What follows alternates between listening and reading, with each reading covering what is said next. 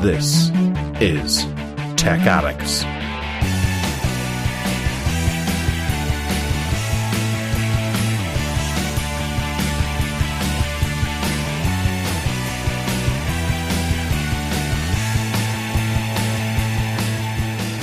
This week, AMD have announced a cost-effective flagship. You can get your hands in some haptic gloves, but it'll cost you. The Aya Neo 2 has gone live, and you could attach a full-blown camera lens to your phone.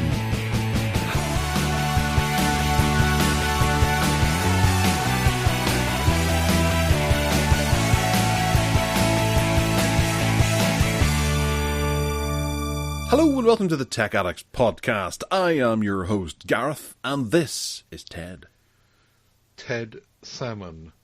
Welcome everyone to another 2 hours probably of mayhem and chaos. Weather report from North Wales is... Oh, it's stopped now. It was raining just now, and now it's stopped. And it's sunny. Unbelievable, isn't it? Anyone would think that we lived in a changeable climate. I did hear a hint of rain whilst you were off getting yourself a cup of tea earlier, so I do concur that it was raining. And it was raining last night here, but right now it's blue skies. Oh, did Beetlejuice go supernova? You've lost it already has. Sorry, the way it works is Beetlejuice went supernova 652 years ago. Right. So back in the 13th century or 14th century or something like that, it went supernova, and it's been 652, and it's 652 light years away. So we should start to see the supernova now. Now the light is arriving. Oh, I see. That's a star, is it? Yes. They've called a star Beetlejuice. I didn't know that. Right. Supernova. I was on YouTube last night, and there was a camera pointed at it with a countdown. It said it's likely to start seeing. Because we're going to see it with the naked eye. Yeah. It's going to start in 30 seconds or 30 minutes. I was like, oh right, and I sat there for the 30 minutes going, come on, and then whenever it got down to 0, it started the 30 minutes again. It was like, this is a guess. Oh, flip, right, okay. Yes. So in the next wee while, we should start to see where because it's near Orion, Beetlejuice will start to get a bit bigger and gradually larger and larger, and be a thing that you know in the sky for a while. Very exciting. How did we get onto that? I don't know. I looked out the window because I was looking out the window last night to find out where it was. Oh, I see. Yes, I think we were talking about the climate. That was it. So, weather report from your end of the country, please. Nice and sort of sunny winter's day type thing. Blue skies, probably freezing outside. It was very noisy last night. Last night was November the 5th, as we record, folks, and it was the fireworks night, and blimey, they went as a town in North Wales last night. It was really, really noisy, and more so than ever before, I think. Perhaps they've decided that this is going to be a thing going forward. Did you get bombarded with noise? No. I've heard a few fireworks here, there, and everywhere, but I think, because we're not as well off as England currently, because England seems to be keeping all their money to themselves. Yeah, English gits. Yeah, the likes of, say, £400 for helping bills and stuff like that. We don't get that. We pay as much tax as the English, but we haven't got it. It won't be paid until maybe January, possibly March. Don't know. Yeah. No, us Welsh people avoid that. I'm not getting 400 quid. I don't qualify. Oh right, okay. I'm not a homeowner. Ah. But see, I am, and I'm a taxpayer as well. But we're second-class citizens, so we'll get it if the English can afford it. Right. Yes. Just kidding, English people. You're lovely. Thank you. Thank you. All right. I'm not really feedback. Welsh. You can masquerade as a Welshman. Feedback and contributions. Matt Jones wrote in after last week's Harkback. Codemasters, that's right. Oh, yeah. Matt Jones says, being an 80s throwback, I do enjoy the Harkback feature. Strangely, I don't recall the Codemasters games, but I do remember a brand called Mastertronic. Oh, yes. Who sold mostly garbage. Yes, that's absolutely correct. But occasionally, really good games for only £1.99. The interesting thing is that these were sold not in computer shops, but in newsagents and petrol stations, making them accessible and affordable to kids. They were terrific value.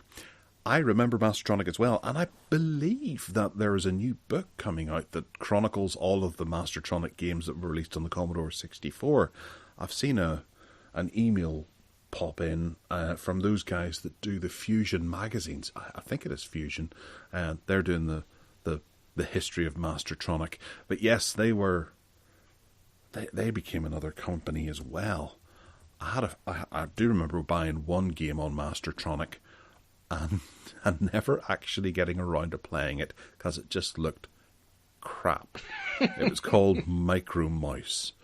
And I never loaded it.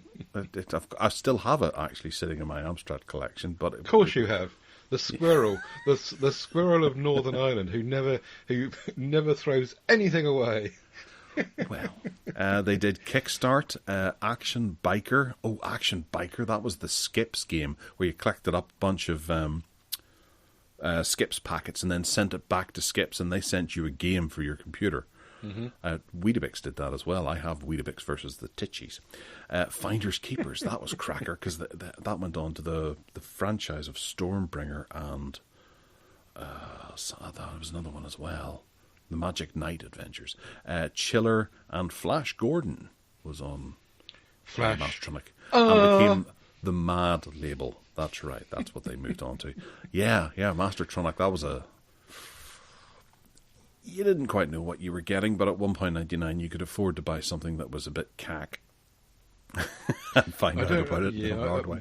Again, the timing for me was all wrong. I don't remember this in newsagents and petrol stations. I do remember things being all over the covers of magazines, though. So if you bought, go down to W.H. Smith's, and there's hundreds of magazines, and on every single one of them, on the front, sellotaped was a disc, some sort of game or a set of Windows programs or a bunch of stuff. And I was right in there with all that stuff. But it's just that, as I said before, in that era, I wasn't particularly into gaming. Yeah. Well, you should have been. Yeah. More fool you for not. Yeah. I was more likely to be using an RSS reader, in fact, because in those days, RSS readers were just the thing to have. And Phil Dawson was asking the question of the group in MeWe, link in the show notes to our MeWe group, about which readers they use and recommend. I use InnoReader, INOREADER, and that's cross-platform, and you get 150 feeds free. It talks to my Android phones and my Windows computer, and I've just used it for ages and ages, and it's really good.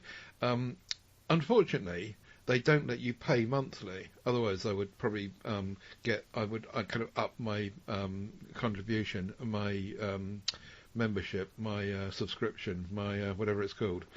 And because it premium subscription. Yeah, that's the one. Because it does everything I really need it to do, I don't really bother. And I have asked them. I said, if you change this into monthly payments for the basic level, I'll pay. But if you make me pay it annually, I won't. Anyway, that's an aside issue. Most people seem to use Feedly, which is also cross-platform. But you only get 100 free feeds on that one, as opposed to InnoReader's 150. Somebody said that the Opera browser, which I used to use back in the day with Symbian phones, and not since really, has got a built-in reader and is cross-platform. Someone else said that on iOS they use News Explorer and also one called Unread. So interesting stuff. And it's interesting also that our group of people in our MeWe groups are still using RSS readers, because I thought that it would be really depleted now in line with the way in which online media works.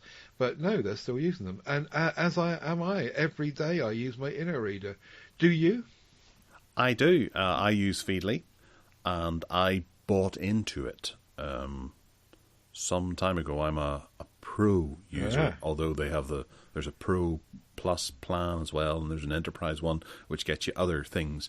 But back in 2013, I became a Pro Lifetime Edition subscribee type person. So I took out it must have been available at the time, lifetime membership. So I have that. Very good. And I've never upgraded to the other one because I haven't felt the need. I think that allows you to follow Twitter accounts and things like that if you take the next level up, which I felt was a bit... That would just be adding confusion to your news things if you start having people's tweets and things in there as well. But yeah, Feedly's very nice. It's very nicely organised and things like that, and it's cross-platform, which makes it very easy to use. Indeed. I think in InnoReader you can get feeds from whatever you like you were saying with Twitter. You can certainly get YouTube feeds, because I've got some of those, including yours, I might add. So, yeah, my InnoReader is the one I go for. Anyway, good question, Phil, and it's interesting that people are still kind of doing that. Now, which one does Phil use? He wasn't using any. He was asking which one that people would have him use. I've got a feeling at the end of it, the thread, he decided he was going to give InnoReader a go because of the free 150 feeds compared to the 100. But he didn't want... I don't know what people would do if I didn't have that lifetime thing. I would be in the same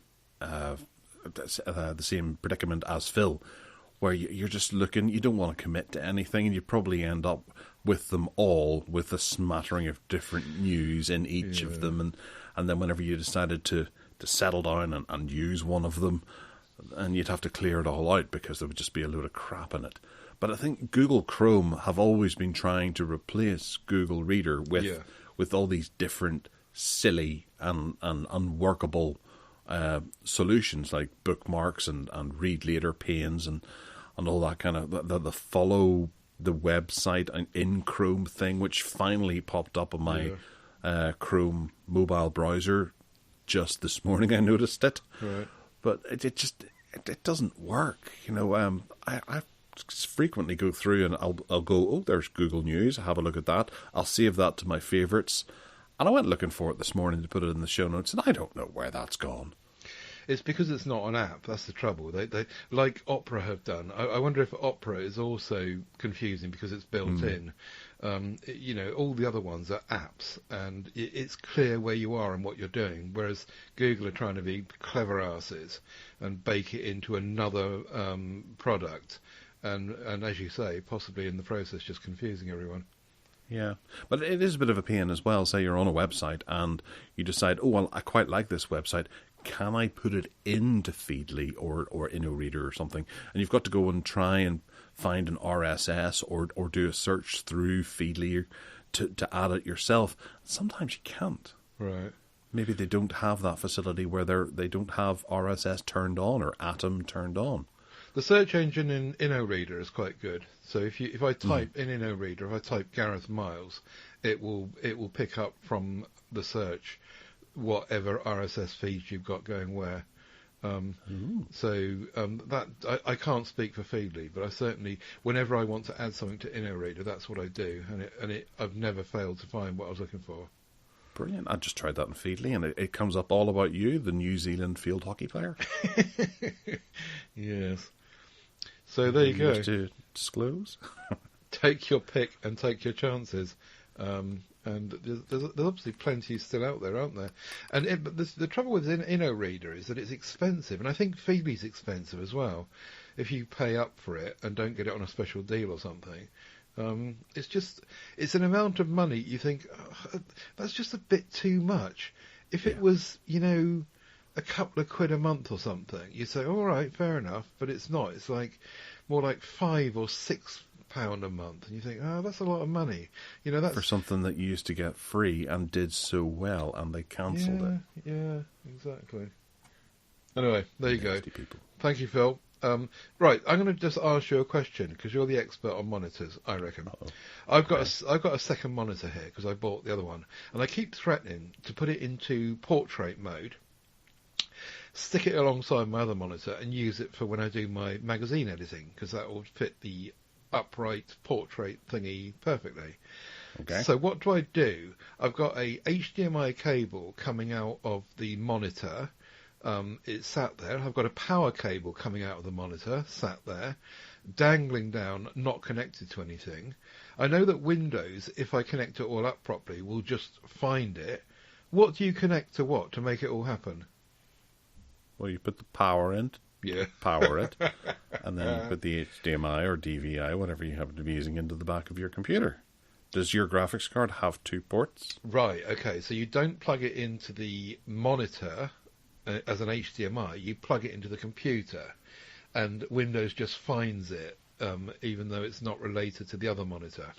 Yes, yeah. And then you'll have there's the display screen, and it'll show you like a 1 and a 2, and you can choose what orientation it's in and its position and how the mouse works when you move from one to the other and stuff. Right. So in the back of my computer, I've got one HDMI port, which is currently going out to my monitor that I'm using now.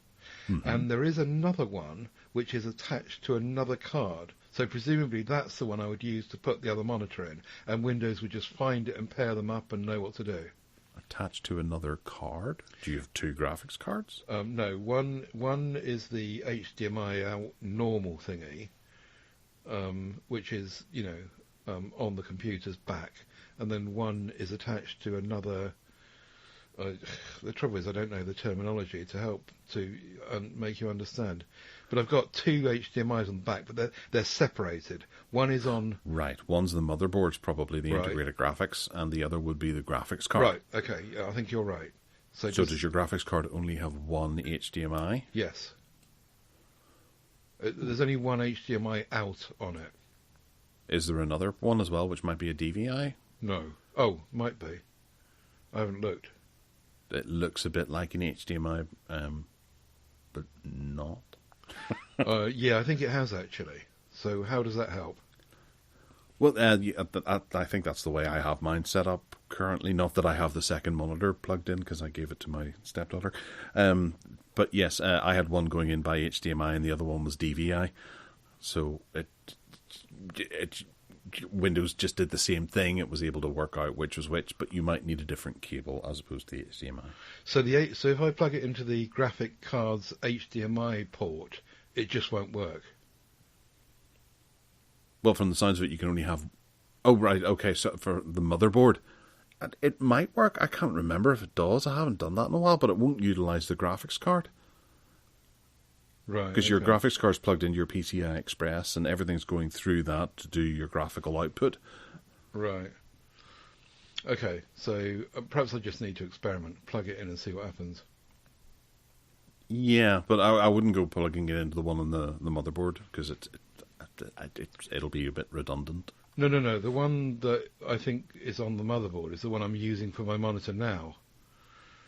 Oh, so you're not utilising your graphics card at all? No. There's nothing plugged into my graphics card one. No. Oh. Is that wrong? Should I be using that routinely? I would do, yeah. Oh, right. You could use hardware graphic-y stuff on your computer. That might mean that games run a bit better too. Video editing and what are games? I don't know, if you were to start playing games. Would that mean that my screen would be a better resolution if I plugged it into the graphics thingy, or it's just about yes. speed? It could well be a better resolution as well. If your motherboard might only be able to output at 1080p, whereas you might be able to get up to 14.4 or something like that on your graphics card. Filling all our listeners with great confidence that I am actually some sort of tech addict here. Well, it's not computer. There's plenty of other podcasts about computer hardware, and there's probably people who are listening to me going, do you actually know what you're talking about? It's quite difficult to diagnose with the computer in front, and I can't remember. I'm so rusty about building computers that I can't remember if the motherboard one actually works when you plug it into the graphics card. I think you have to have them both plugged into the graphics card and utilise the graphics card to have your 2 displays working at best. At the best capacity. Okay. If anyone listening to this knows any of these answers, it'd be very useful. Jump into the MeWe group and let me know, pretty please, what I'm supposed to do. Thank you. Yes. Yeah. Because no, wait, it was the last time I had a problem with my screen. Whenever I did my last, or was it my son's build? I didn't have the graphic drivers. No, it was this build, yes. And I had to plug it in because I couldn't get to the BIOS. And I had to plug it into the motherboard's graphical output.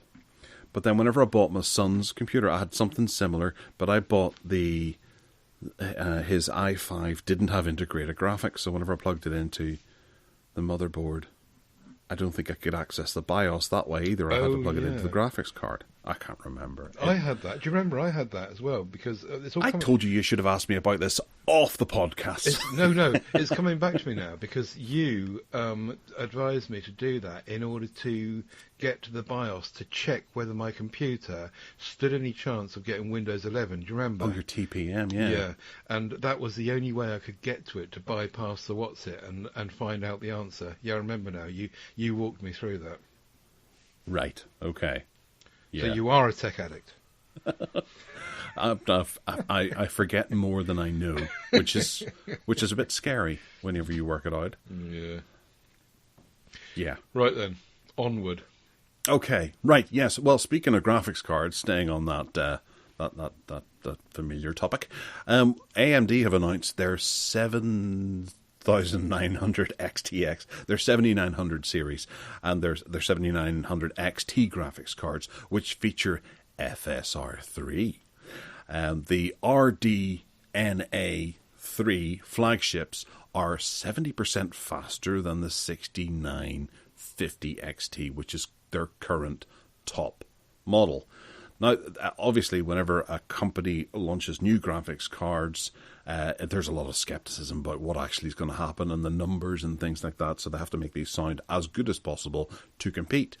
But things are a wee bit different at the moment. We're actually in a wee bit of an awkward news time where we are talking about what AMD have announced, and the cards haven't arrived fully with all of the gamers out there to be able to benchmark and see just how well we're doing. So we're kind of analysing the numbers that AMD have announced.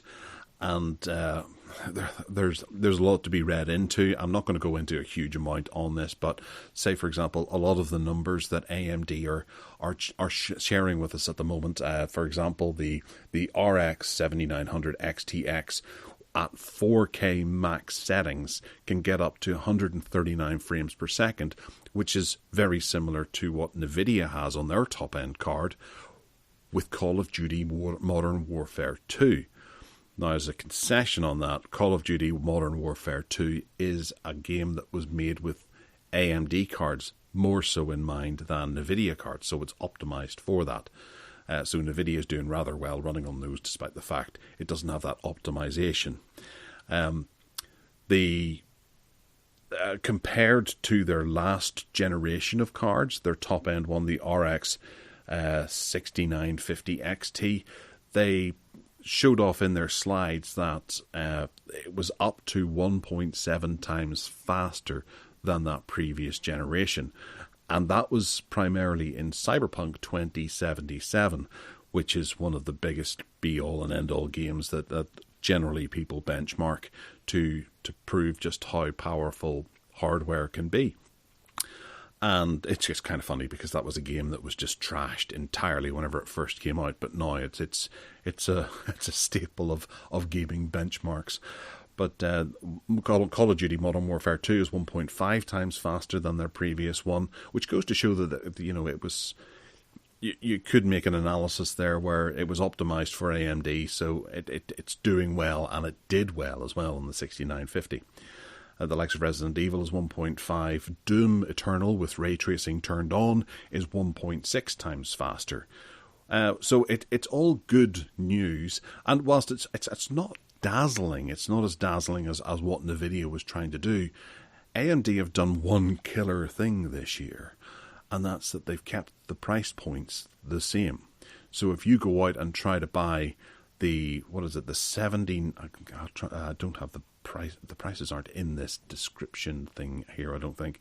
The 7900, oh no, there they are. The 7900 XTX is coming in at that $999, where the 6950, I think, or the 6900 XT used to sit. And the RTX 7900 XT is $899, where the other one used to sit. Actually, that 6950 XT was $1,300 when it was released. That's a good step up. Whereas NVIDIA have dropped all of their new graphics cards with a sizable jump in price. I think one of their top-end cards, the 4090 or 4080, one of the two, is something like $1,600 as opposed to $1,400, which the gen before was. So you're paying an awful lot more. AMD have priced to sell and deliver, a good gaming setup to people who are prepared to pay the money for it. And I take my hat off to AMD right at this moment in time to say it's good to hear that we are not being gouged for the sake of being gouged, whereas NVIDIA's RTX 4090 and 4080 are just ludicrously expensive right now. So did you catch this big news break at all during the week? No, I've just caught it now, though. So that was a very nice summary. And the thing is that I guess 70% increase in everything on the new one. If you'd bought a 6950, for example, you'd be pretty pissed off, wouldn't you? And you've got to pay another £1,000 in order to get the 70%. How long has the 6950 been out? How long could you have been using that and making the most of your $1,300 that you shelled out on that before now you've got to pay another $1,000 to get your 70% up stage? I can't remember when it came out. No. It was a wee while ago, I suppose, maybe 6 months, maybe 8 months ago. Months, really? But this is where graphics cards go. Whenever you buy them, I've got a 1070 at the moment, and I paid quite a lot of money when that first came out.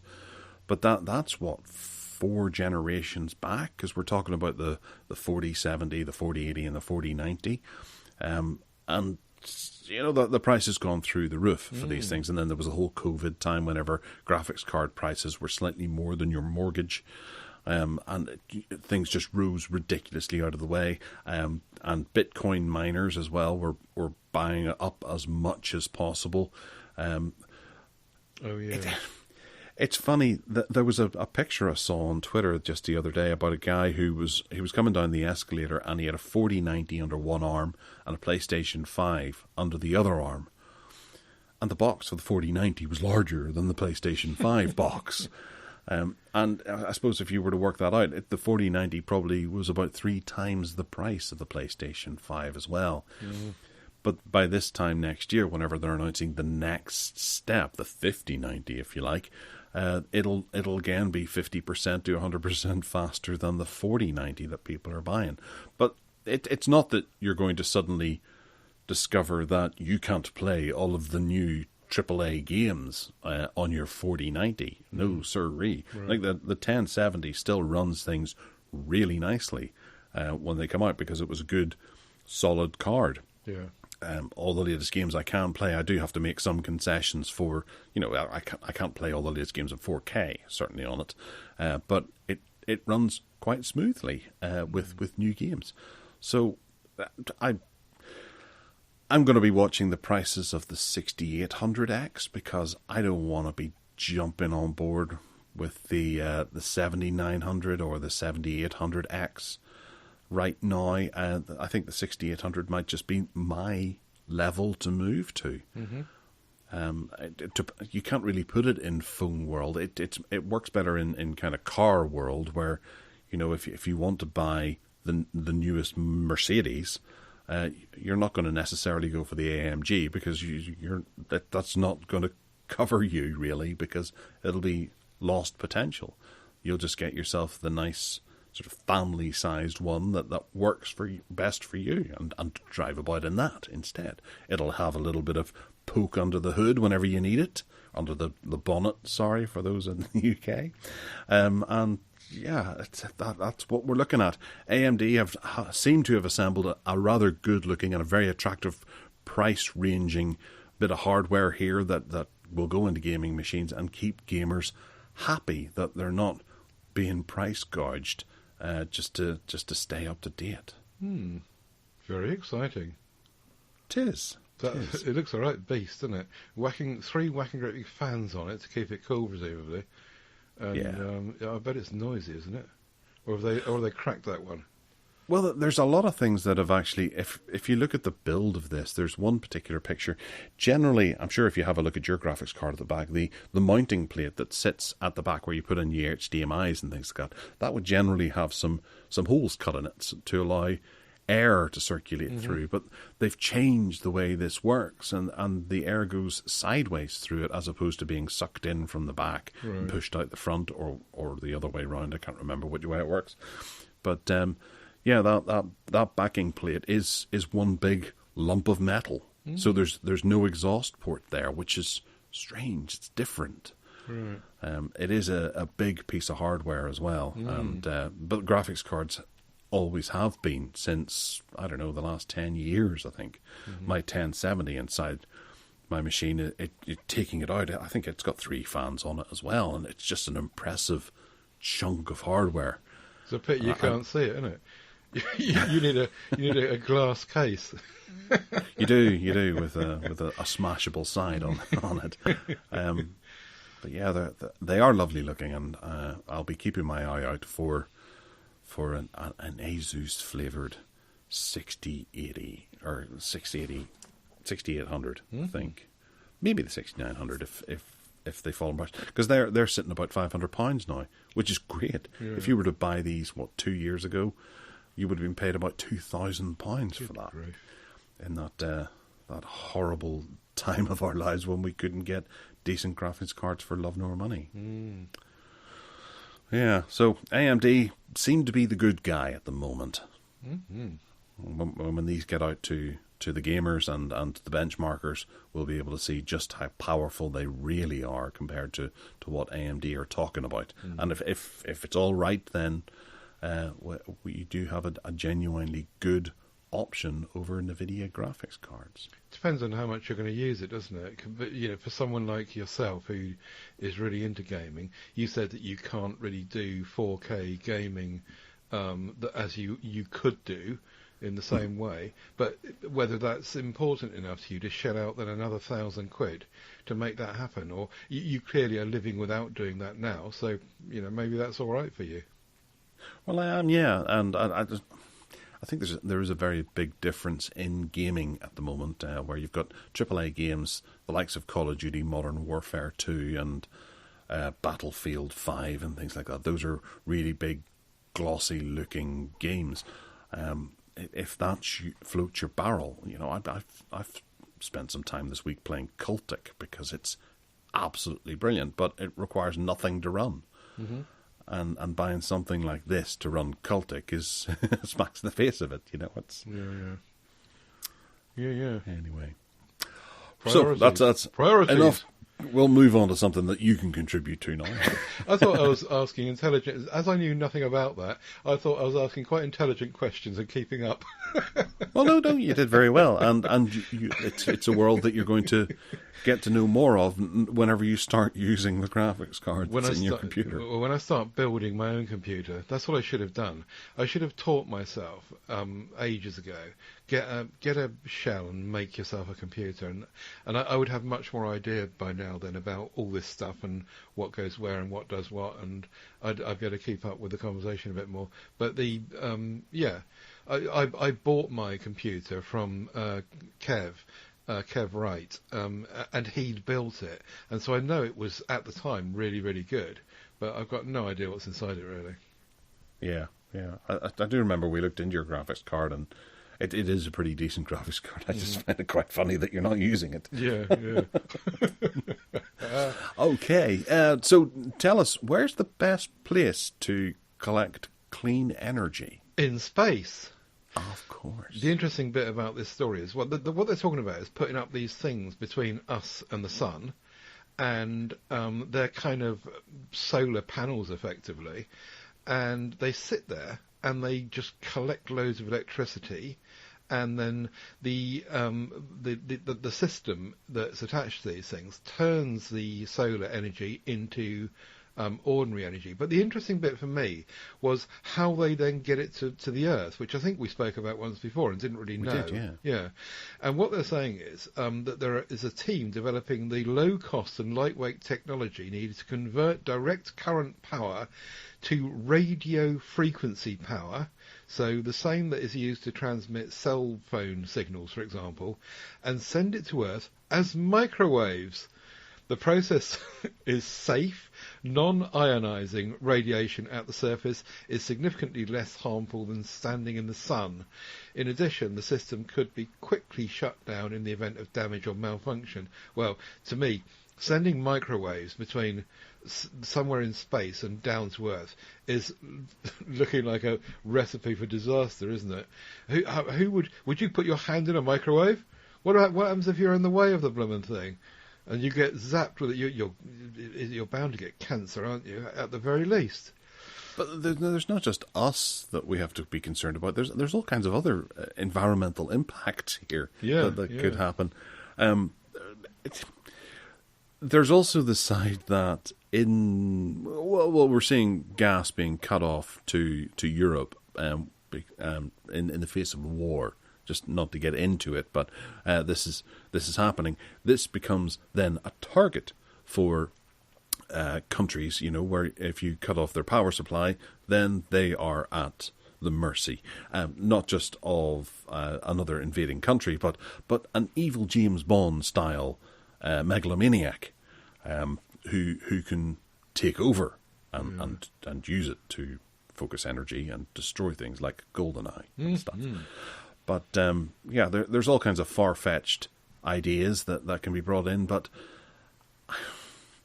we did discuss this before, and I know where we discussed it because I remember Boris Johnson mentioned it as something that he was actively seeking to do when we started worrying about energy levels, given the conflict in Ukraine, and he floated this idea that we could do this.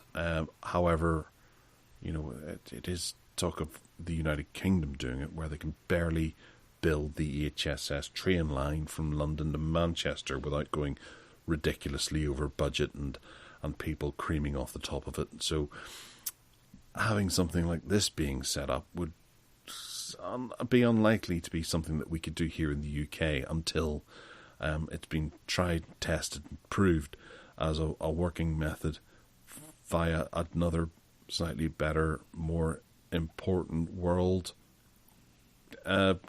power like the US or China. So I think we'll let them go ahead with it first, and then we'll have a go where we end up putting one solar panel up in space and calling ourselves really good at this, seeing what happens. And yes. Every now and again someone goes up and unclips the power bank and brings it down to Earth and dusts it off a bit.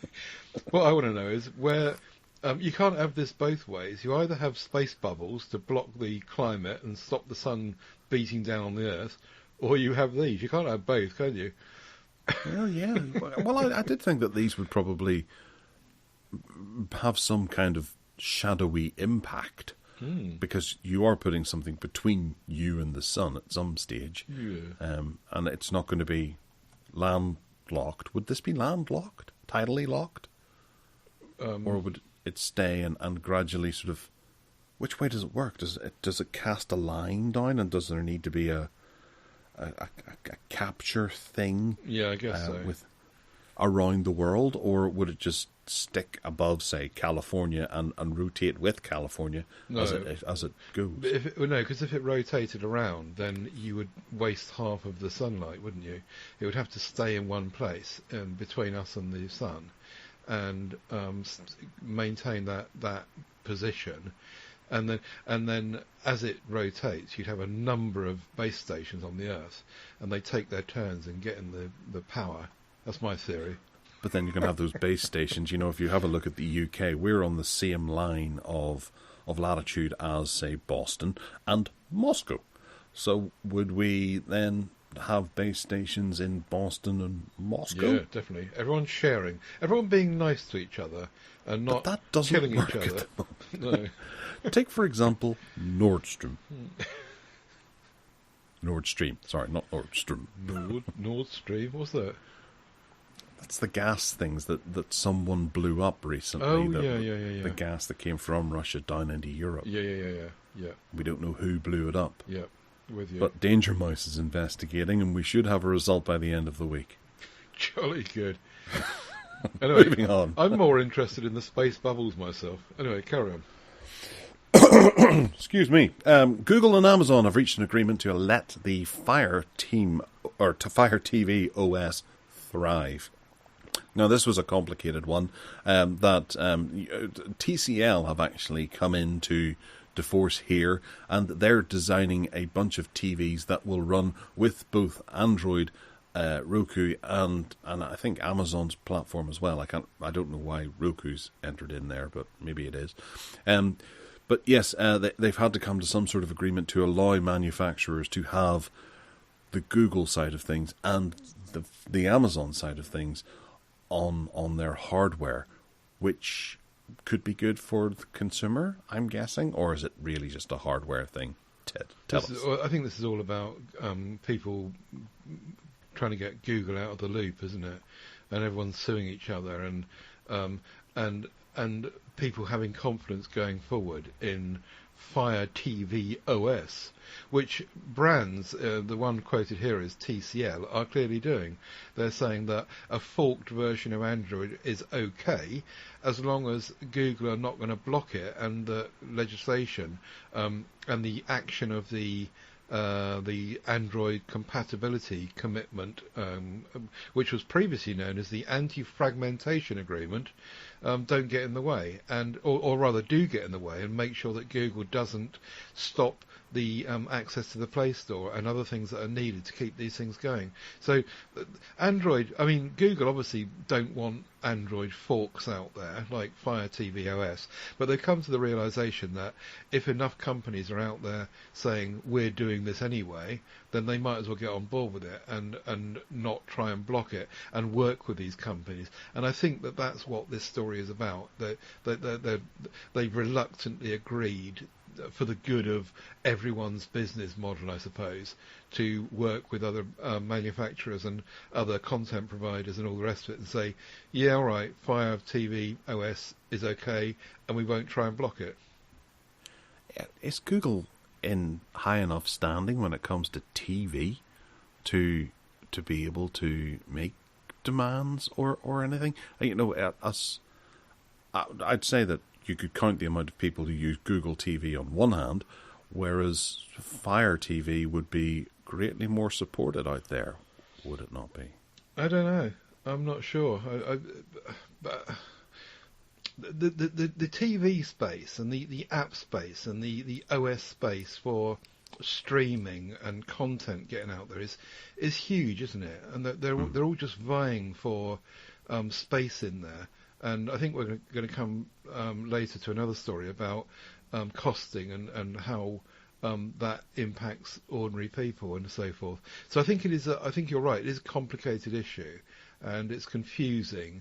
But hopefully, people, us consumers, through this kind of claptrap, will be benefiting and finding a way forward with, making choices about what we want to use. For example, I choose to use a Roku box, and so is it okay then for me not to be able to access Amazon on that, or is it okay for me to not be able to access Google TV on that, or should everyone be made to play ball with each other and say, yeah, whatever system consumers are using, then we're not going to block each other and we'll just play nicely together, and that would be the ideal. And it looks like, to some degree, with these kinds of agreements and that ACC organisation, compatibility and forward thinking with joint working could be a thing. Fingers crossed. Well, you got to wonder just how this all, I would imagine, circles around the idea of, as soon as you turn the TV on, whose ad do you see at the top, in the top third of the screen? Yeah. And that's where it comes. Last night I turned on the TV and I went to get my headphones to put on and throw the TV over to my headphones. But before I could, I was using the Google Chromecast TV thingy, with bobber jobby double thing that hangs out the back of the TV. A trailer came up straight away. I hadn't touched anything.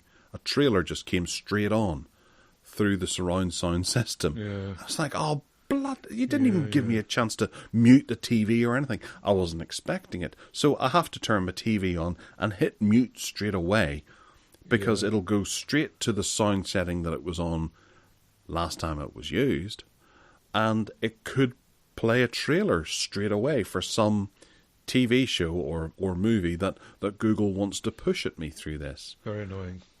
And it was midnight, and I just wanted to throw on my headphones and watch something. Maybe it was YouTube, that it was Google infused there, but no, they have to throw a trailer at me for something, and I hit the button on the remote to go straight back to the home and quieten it down as quickly as possible. But it was too late; the damage was already done. People were wakened, and it's that ad, that straight away that ad at the top of the screen that.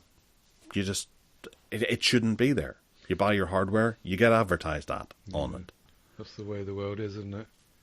It's interesting. Do you remember we were recording Tech Addicts probably, 3 months ago? Something like that? And there was a power cut, and we had to stop in the middle of recording. Do you remember that? Yes. Yeah. I realised yesterday that since that power cut, I never turned my Humax box back on. Oh, really? It was last night. I realised it's off. It's turned off, and it was that power cut. I haven't watched any live TV since that day, and it reminded me actually that we're just all using these streaming services. Since I got my pretty good EE connection, that's all I do. I never watch live TV anymore, and don't feel I've missed anything. And yes, the payoff for that, as you say, is advertising and being pushed things in your face. Hopefully some of the apps you use and the services you use, there are switches to turn off auto, play and play the next episode automatically and all this claptrap. And you can actually get rid of that stuff. But some of them, as you say, you can't. They just fire it at you. Well, one thing that you haven't done for a long time either is send a fax. Ooh, yes, no. Oh, yeah, this is a story about... and I don't quite understand how they're going to do this, but apparently Ofcom are saying that the end of the fax has come. So they're going to do something. They're going to turn something off to stop fax. I couldn't understand. If you have a fax machine in Northern Ireland... and you send me a fax, and I've got a fax machine at my house here, what can they switch off in order to stop you from using, you and I, sending a fax to each other? Because all it is it's pulses of sound down a phone line, which work anyway. So I don't get why they're saying that Ofcom have decided that they're switching it off, inverted commas. Don't get it, do you? Do you know when they're switching it off? They've already done it. Have they told the hospitals that rely on fax? Because I know we fax the hospital frequently. I think we did it last Wednesday. Oh, okay. So you're still using it, are you? Education and medical and one other industry. Oh, tourism. That's the ones that they were quoting as being the ones. The few people that have kind of piped up and argued the point against this have said that, quite rightly, what you say. Some industries still use it, but it doesn't seem to want to stop them from killing it off. But I just don't understand how they're going to kill it off. Do you? No. But they're talking about fussy smile and all that kind of stuff. But I just imagine that there's some representative, a bit like a TV license inspector. There's going to be an Ofcom inspector coming around to inspect your premises to make sure that you don't have a fax machine, and they'll have a really big hammer if they do. I think it's a statement of intent. It's kind of saying to everyone, we want to put this to bed, and so we are officially not any longer talking about it, but we can't see really how we're going to stop you using it still. Well, yeah. It's going to be an interesting one as well, and it's going to be one that's going to be really hard on. There's always someone somewhere who only does fax, and having to tell them how to move to email is going to be complicated. Yeah. We moved from fax to email when I was still at work, and it was actually quite easy if you're in business to do. There are services out there that have incoming and outgoing emails converted into fax, so you can do it easily. But yeah, you're right. Some people that are not going to look into that are going to kind of say, "Well, we've been discriminated against." Yeah. I can think of one place in particular, I can't say where, but they have a fax machine and they don't have a computer there. So for them to move to email is going to require buying a computer. Yeah, or just hope that this ruling doesn't go anywhere and people that are faxing them continue to do it and they can carry on getting their faxes, I suppose. I just don't get what the death warrant is about. I don't understand how they're going to kill it. Anyway, it would have been good had we got our facts straight at the start of the story, but we didn't. And that's what people love about us, because... Facts, yes, very good. Haptic gloves are going to be a thing as well. The G1 from Hapdex. This is really cool. HAPTX. Looks a lot like a good old-fashioned Nintendo Power Glove, but it costs a wee bit more at $4,500. Ted, what's this going to do when implemented into Pornhub? Did you watch? Yes. Did you watch the video? I had a look at the video of this, and it looks great. It looks really good, and you can see applications for gaming and for medical stuff and all sorts of industrial uses and all the rest of it. But yeah, mainly I suppose gaming and sex activities, as you say. Ooh, how erotic that's fondling activities. Fondling your partner from the other side of the world. But the thing that struck me about this is how ridiculous it is that it all works on pressurized air. And so in order to use this, you've got to have this giant thing on your back, like you're on the set of For All Mankind on the moon. And can you see that bloke with the big box on his back? It's just absurd that anyone is likely to go off for a session of gaming with that thing on their back, just so that they can. I mean, to be honest, the technology looks really good and interesting, and they're talking about being able to feel, inverted commas, things that are less than 1 millimeter. The video is worth watching, actually, but it's just all so silly and really, really expensive, $4,500, and that's the starting price of a pair of these gloves. Well, presumably that includes the great big air compactor or whatever it is for your back. But well, on a more serious note, where we've had the success stories of people being able to virtually operate, so you maybe have a doctor who's a specialist in I don't know, gonad reconstruction, just to keep it serious. That doctor doesn't have to be in the room, but to be able to tell whether or not something is working properly by touching it. You know, what's the medical term? Rupturing. You have something, an organ that's rupturing inside a body, and a skilled surgeon would probably be able to tell that by touch. So having this being added into the whole virtual surgery thing might allow a doctor to have a better idea of what's going on from the other side of the world. Yeah. And that gonad surgery could be successful. Indeed. Yeah. I wasn't... So it's a really exciting thing, and you might just be able to call out a plumber without having to call out the plumber. Yeah. I wasn't trying to make light of it. It's just that I was. It's just that it's really expensive, and you've got to have that whacking great big thing on your back. But surely there must be some way of reducing the tank on your back. Yes, true.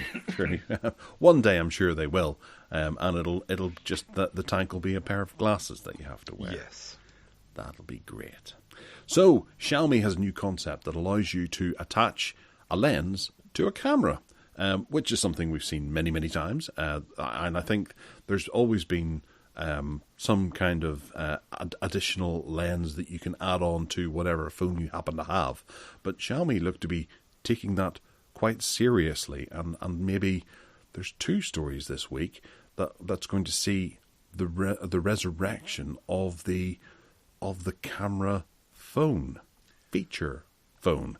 Ted, tell us, what's Xiaomi got up the sleeve? Well, the difference with this concept, let's be clear, this is a concept, it's not going to be out there anytime soon, is that they've done a deal with Leica, essentially, and any M-series lens that you might have, they built a circle on the back of a concept phone in order to put your M-series lens on it. So they couldn't kind of do a deal with Sigma or something, where you can buy a lens for 80 quid. No, it has to be a Leica M series. I suppose that's because Leica are paid for the development and research costs and everything, because they've got pots of money. But then probably Sigma have as well. Anyway, so if you've got a Leica M series lens, you can then stick it on the front of this. The difference with this is that it's specifically built for it, and it's got the circle on it, and you can screw the lens on it, and as soon as it's on there, the concept phone that it's attached to has all the gubbins inside to make use of it. You can use the aperture of the lens itself, and you can just make it all work as if it is a proper well, not an SLR, but what's it called? Compact system camera. Compact system camera. You know what I mean? Yes, that's the one. And they, on top of that, they're talking about putting a whack and great big sensor in the process. We've seen some of these come out before, which we'll come to in a story coming, as you say, where there's been a poxy little sensor in it. And Motorola did this with their Moto Mod. You have all this great optical lens thing going on, and then you have this poxy little sensor.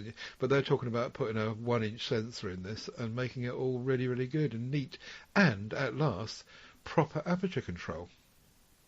Yes, yeah, and it's all happening where you've got, say, I just think of an influencer who runs around and they've got their phone and they've got some sort of really expensive camera with them, some compact camera, like the one we talked about last week, that really expensive one. The one that was $5,000 or $10,000. That was a Leica, wasn't it? It was a film camera. I think so, yeah. But you get people who have those two things, so why not just make it interchangeable, that you just have one and you can attach a thing on. Yay. And then give all your money to that one company that does these. Hurrah. Because, Google cameras and Xiaomi cameras are genuinely good inside a phone.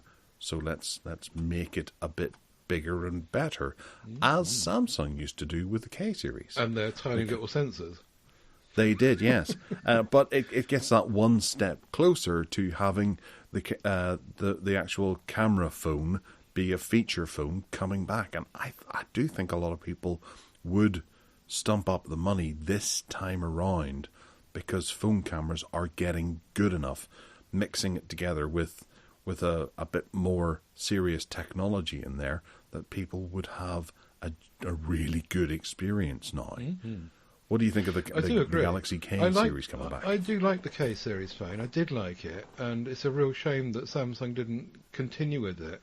At the time, they were going through a period of years where they were just throwing everything at everything and seeing what stuck, and this didn't stick, and it's a real shame.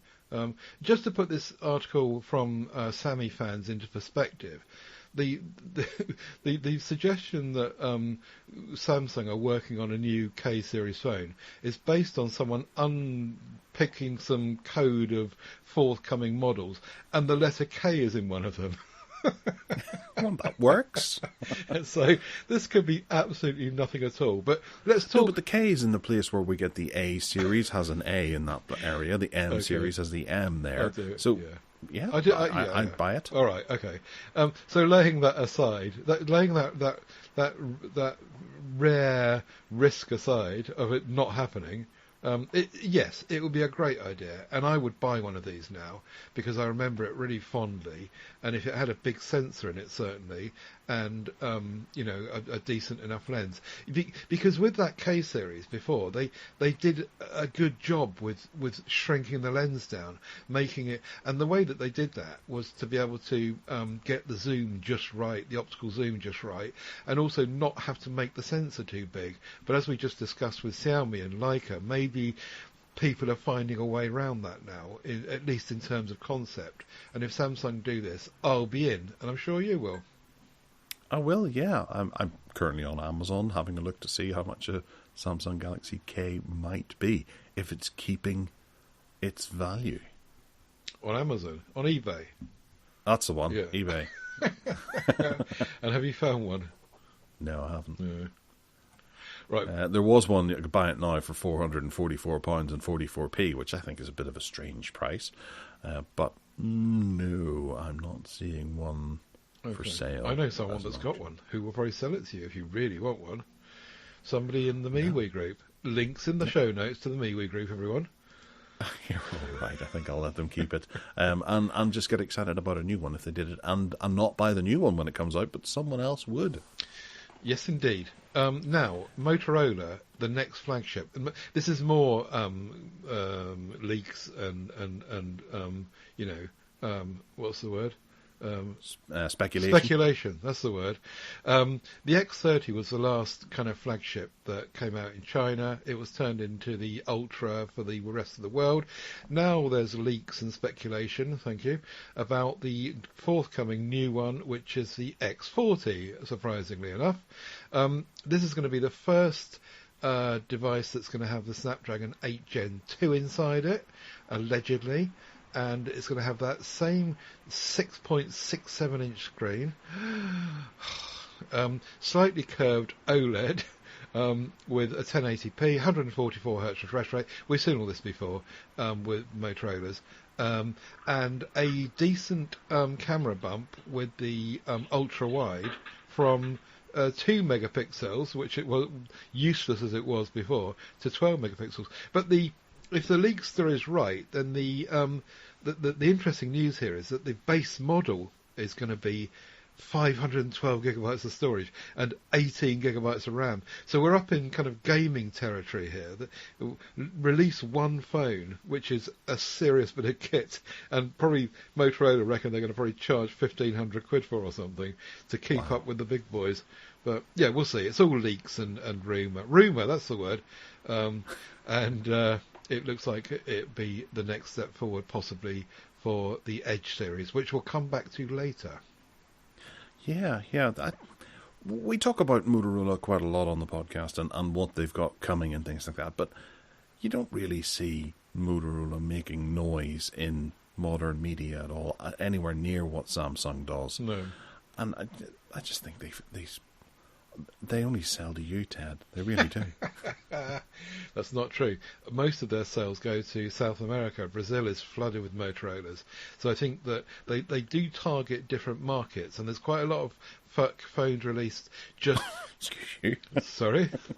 Nothing, sorry. There's quite a lot of phones released just for... North America, for example, as well. And also, there's been phones released just for Europe, not even the UK. So they do have a real big compartmentalisation thing going on, in the same way as LG used to do, which was really annoying that you couldn't get an LG phone, at least not from an official importer in the UK.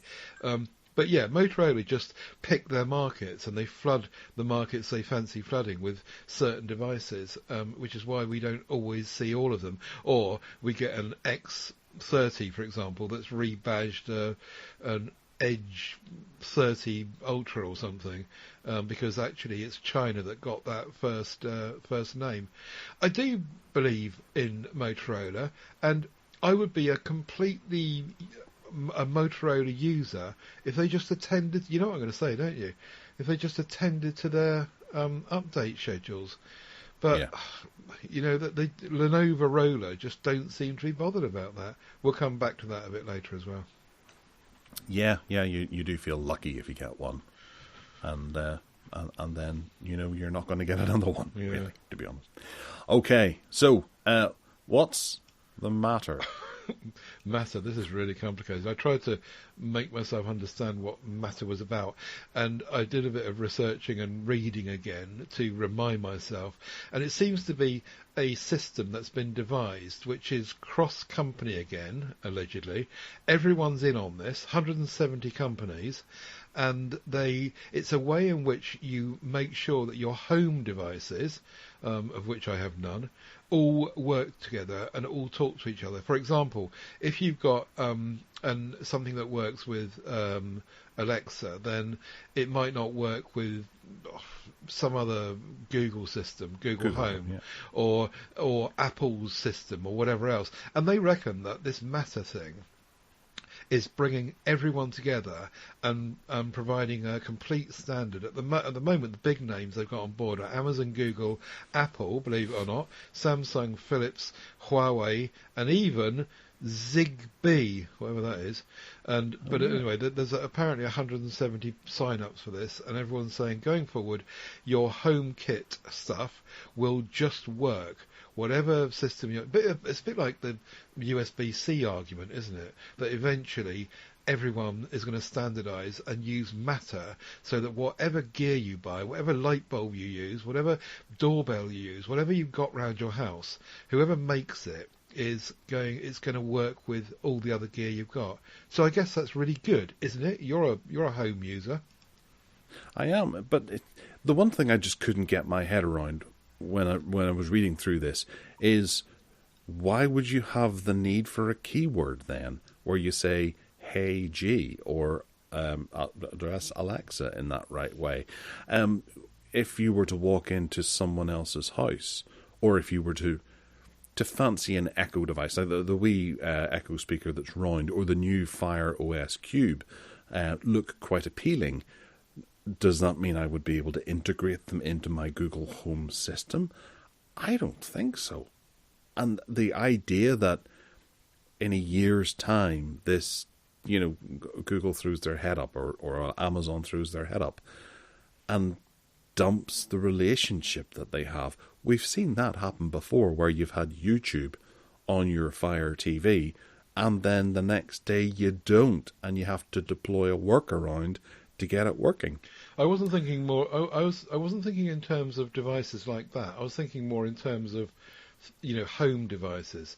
The thing that pulls your curtains across, or the thing that those sorts of devices. Not. I don't know if they're talking about integrating it more broadly than that, which is what you're talking about. Well, there is that side of it as well, where you buy Blue Rams. Okay, there's a security camera, and it does work with Google Home, but there was a time where it didn't, and it might have worked with Alexa, and you can see that on the side of the box whether or not it works with that or not. Mm-hmm. So I think that's where you have that big list, where you go into Google Home and you say, I want to add a device, and you've got this massive list that you can start searching for. Some things didn't appear on the list, and I can't remember who it was. There's a set of plugs that I have. I think it's the Aukey ones, Aukey. I think I put one in my mum's house, and I had to install the Smart Home app through Apple to get it working on my mum's iPad. I couldn't use the Aukey software to get it working. So she's got this weird app that she doesn't know what it does, but it just allows her on her iPad to be able to say, "Hey Google, do something," and it'll turn on that socket at the end of the hall. And it yes, I can understand where Matter want to be able to make that a little easier. Mm-hmm. But is it that? Are there that many items out there that require standardization? In other words, does it matter? Yes. Is Matter relevant? Never mind. Okay. Well, moving on anyway to a bit more cheery news, and that is that Huawei are developing a pocket foldable device, or the Pocket S, which is a foldable smartphone, and it looks quite sweet. Yeah, that looks nice, doesn't it? It does, yeah. It's got a couple of round like 10p sized cameras on the back, one of which is screen, I believe. Yeah. And it has 8 gigabytes of RAM, 128 gigabytes of storage, still 8 gigabytes of RAM, and 256 gigabytes of storage. So there's 2 flavors there. It has a 1.04 inch OLED screen, which has a res of 340 by 340 that's on the back, and that must be that wee round thing that looks basically like a watch, if anything.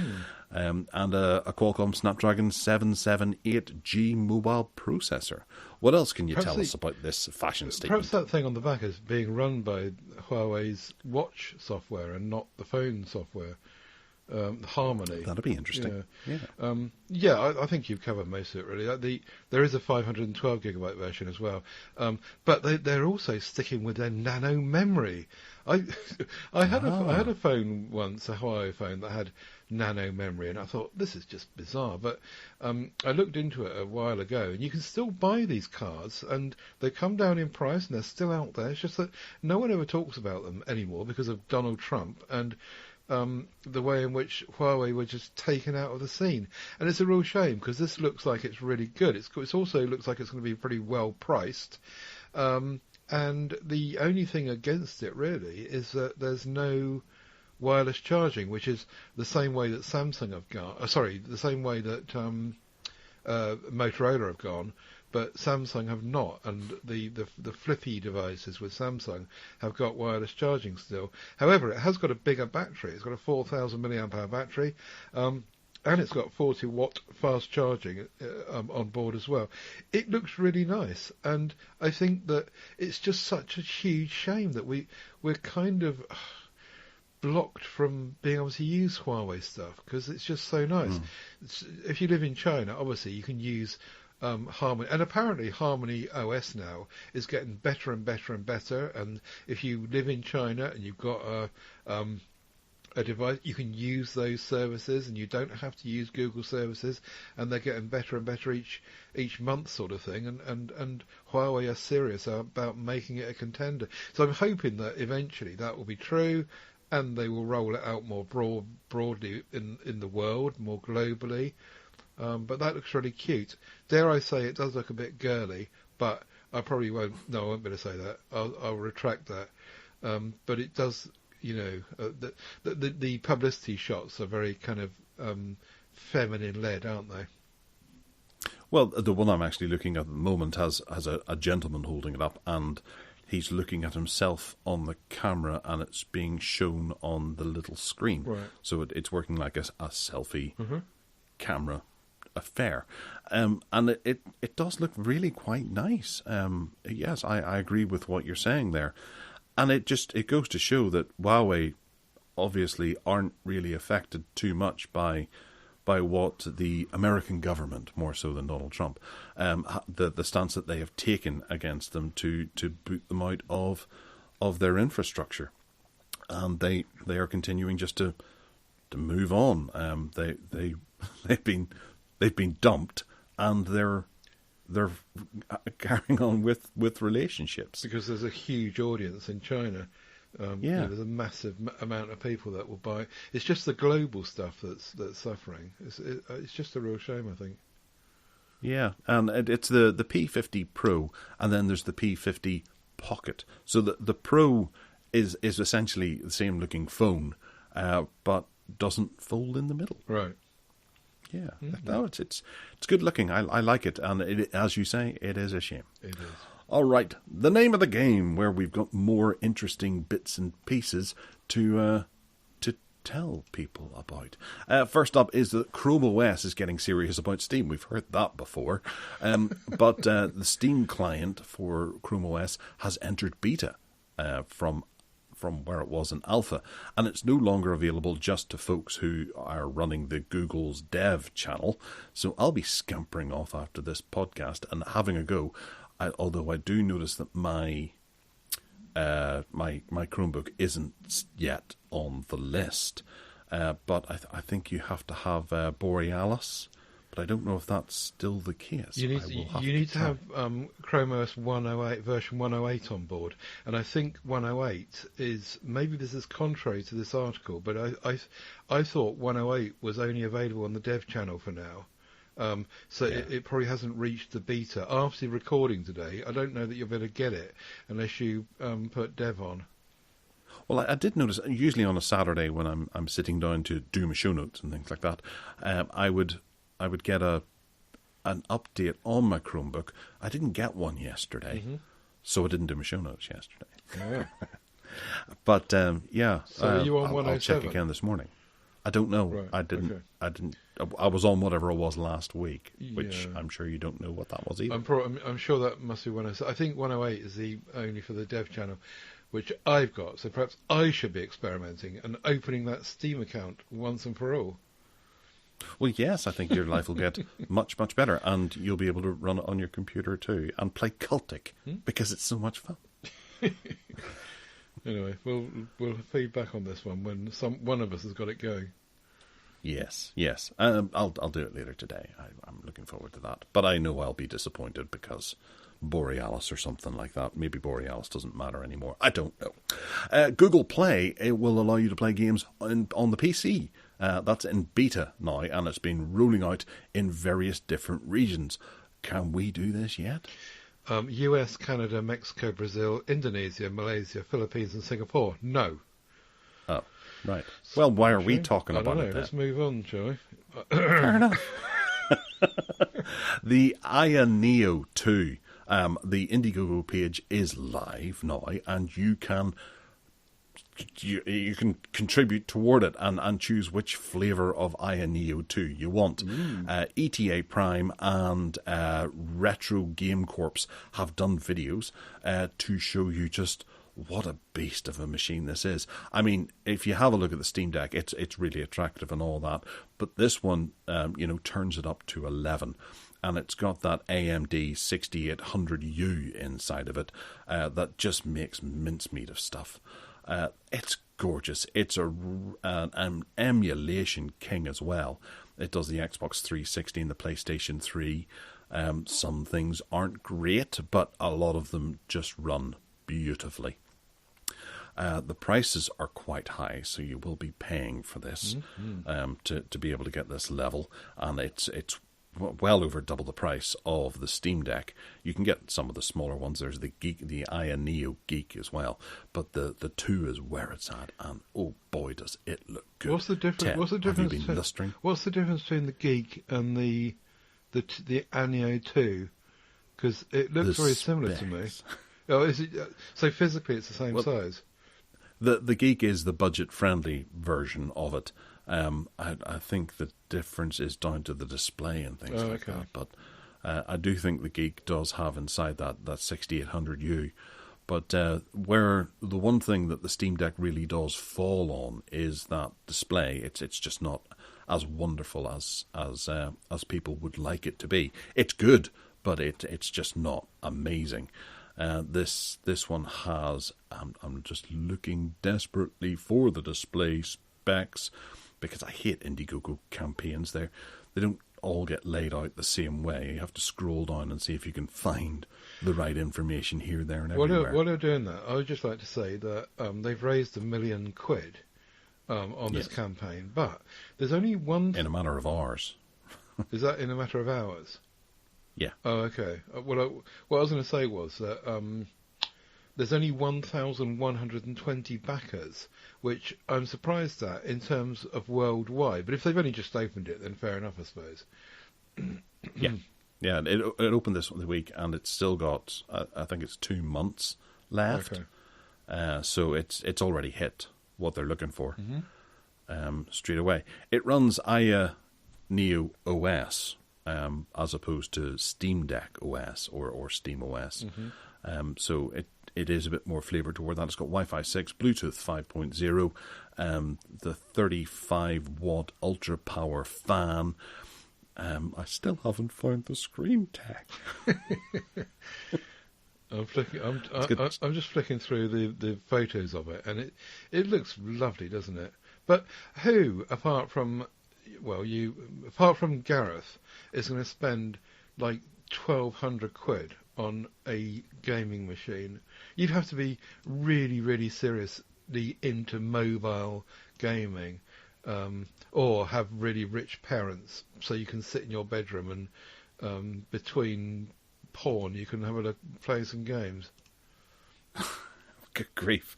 That's one way to look at it, I suppose. It's got a nice slim bezel design, 800p by 12 or 1200p for the screen there, which is 1280 by 800 resolution wide gamut with 400 nits and high brightness screen, maximum brightness, blah, blah, blah, blah, blah, blah, blah.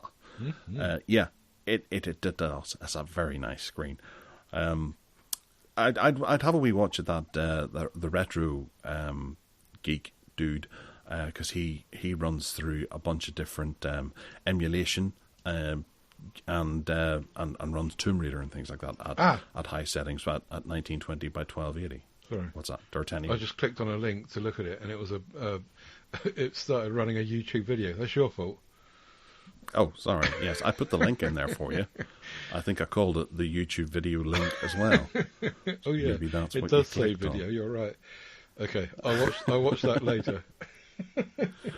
Even down to the little Joy-Cons. Watching your man's thumbs go on the Joy-Cons, they look really nice and responsive, and there's a lot of movement in them as well. They go quite far across. I love this. I would love one. Mm-hmm. I wish a rich sheik out there would buy me one and send it to me. Well, it's the same price as the graphics card, so you make a choice. Oh, I want both of them. I can't have both of them, which is unfortunate. But yes, compared to Switch, Stream Deck, that's the way forward. Mm-hmm. Obviously, the Steam Deck is the one to buy. I would recommend it to anyone because it's going to have the better level of support and things like that, and it's cheaper as well. It's much nicer on your wallets. But if you have money to burn, there's this. Yes, yeah. Very nice. Good grief, we're on an hour and a half already. We're only halfway through the stuff. We are, yes. Flap your trap about an app. Telegram. What's Telegram doing? Pay to view posts? Ugh. Pay to view. Apparently they flirted with and gave up. Quick story. Move on. They were doing a what's that thing called where the celebrities got people to pay them to Cameo and things. Yeah. It sounds a bit like that, but just for Telegram, and content creators could create things that people, in order to see them and listen to them, get rid of the fact that they're blurred out, and then they can watch them. But it seems like they gave up on it anyway, and they've taken it away again. So moving on. Good news. It doesn't sound like much of a fun thing, pay-to-view posts. Tumblr. We had a conversation about Tumblr because it turns out I was on Tumblr and I don't remember setting it up. But I did some tracking down of what that exactly was, and I don't think I did set it up. I think it was something else.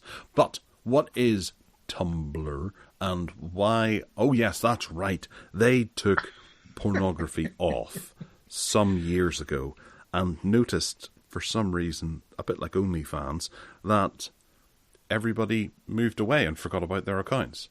So they are now allowing a little bit of skin to be shown again, but not porn, which is going to get back a certain amount of the people that they had. Yeah, I guess so. Not a lot, but enough, I suppose, to be able to keep them operating. The serious side of this is that they, apart from people looking at adult porn, is that they had a problem with images of child sexual abuse and being posted, and that's why they did that in 2018. But this is a whole difficult area, isn't it? Because they're allowing people to have nudity on the site, but they've tried to come up with a statement about what's not allowed, and they're saying you can't post images with extreme violence and gore, so no horrors allowed, or any kind of content that promotes paedophilia, including images of children with the intent that the blog is sexually suggestive. And then a bit further down it says what the content of nudity is allowed. The point is, though, that it's really difficult for them and their AI engines, I suppose, their algorithms, to actually pick this stuff out. And I do, I mean, they should be clever enough, I suppose, to do this. But Google fell over on this one as well, didn't they? They had some real trouble. And Facebook. Facebook, yeah.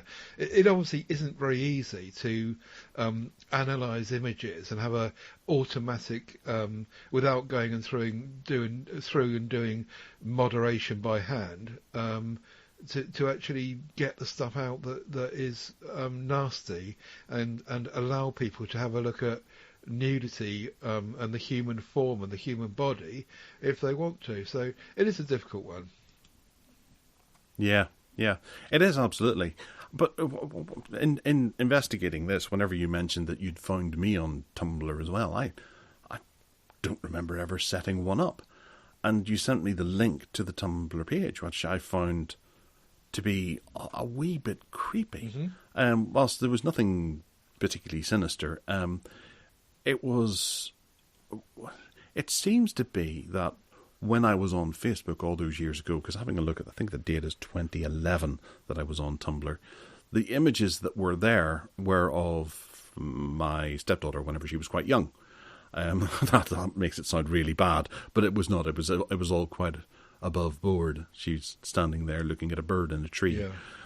But it had a hashtag from Lightbox, which, investigating a little further, was something on Facebook. It was a Facebook app that allowed you to, enhance your photographs. Mm-hmm. And it seems to have shared it out to Tumblr. And it set up the Gareth Miles blog on Tumblr. And I don't recollect doing that. I don't ever remember. I remember setting up Tumblr for tech addicts once. So that, just to tap into that social network. But it makes me think that perhaps Lightbox had gone ahead and set up a Tumblr blog anyway for me because I was using their application through Facebook. But whenever I shut down Facebook, it didn't shut down anything to do with this. Right. So that just sat there forever and a day. We've probably got accounts with all sorts of stuff we don't know about in that case, haven't we? Well, yeah, and it got me a bit worried because I have had I got hacked a number of years ago, where after I closed down my Facebook, Facebook had a security breach, and someone took the password and was able to go back in and set up my Facebook again and start advertising casino stuff on it. And my stepdaughter noticed that and said, "You're back on Facebook and you're doing casino-y things." I'm like, no. Mm-hmm. And it was a real pain in the ass to get that closed down because I didn't have the keys. Yeah, that's right. Someone else did. And because I closed down my Facebook account, I'd never thought, oh, well, I'm going to be affected by this. And you don't think, oh, I'm going to have to go and change that password for a social network that I had years ago. Like if someone said to you, oh yeah, your Bebo password has now been leaked or your Friendster password has now been leaked, you wouldn't give a damn because you've been away for that long. Yeah. But then to find out that someone has actually reopened it and is using it, that's a big problem. And Facebook weren't particularly helpful about that. So I was a bit taken aback by you had found me on Tumblr, and I'm like, I don't ever remember having a Tumblr. You also might have had an innocent photograph of a child that was, like that guy that sent his doctor the photograph. There might be something from in a time when people were not so sensitive about this stuff, and now it would be kind of flagged up and you'd be in trouble for it. But if you didn't even know you had the account, then that's a big problem, isn't it? True, absolutely true, yeah. You don't remember it, yeah. I think the reason I've got a Tumblr account, I think, is because in 2018, when we were looking to reallocate the Google Plus group and settled on MeWe, someone suggested that Tumblr might be a good location for it. So I started looking at Tumblr, and I thought it certainly works in similar ways to other social media, particularly Facebook. But there were certain things about it that didn't quite work for us, which is why we didn't go to it. But that account has always stayed open as well. So I was able to leap back in there. and have a look.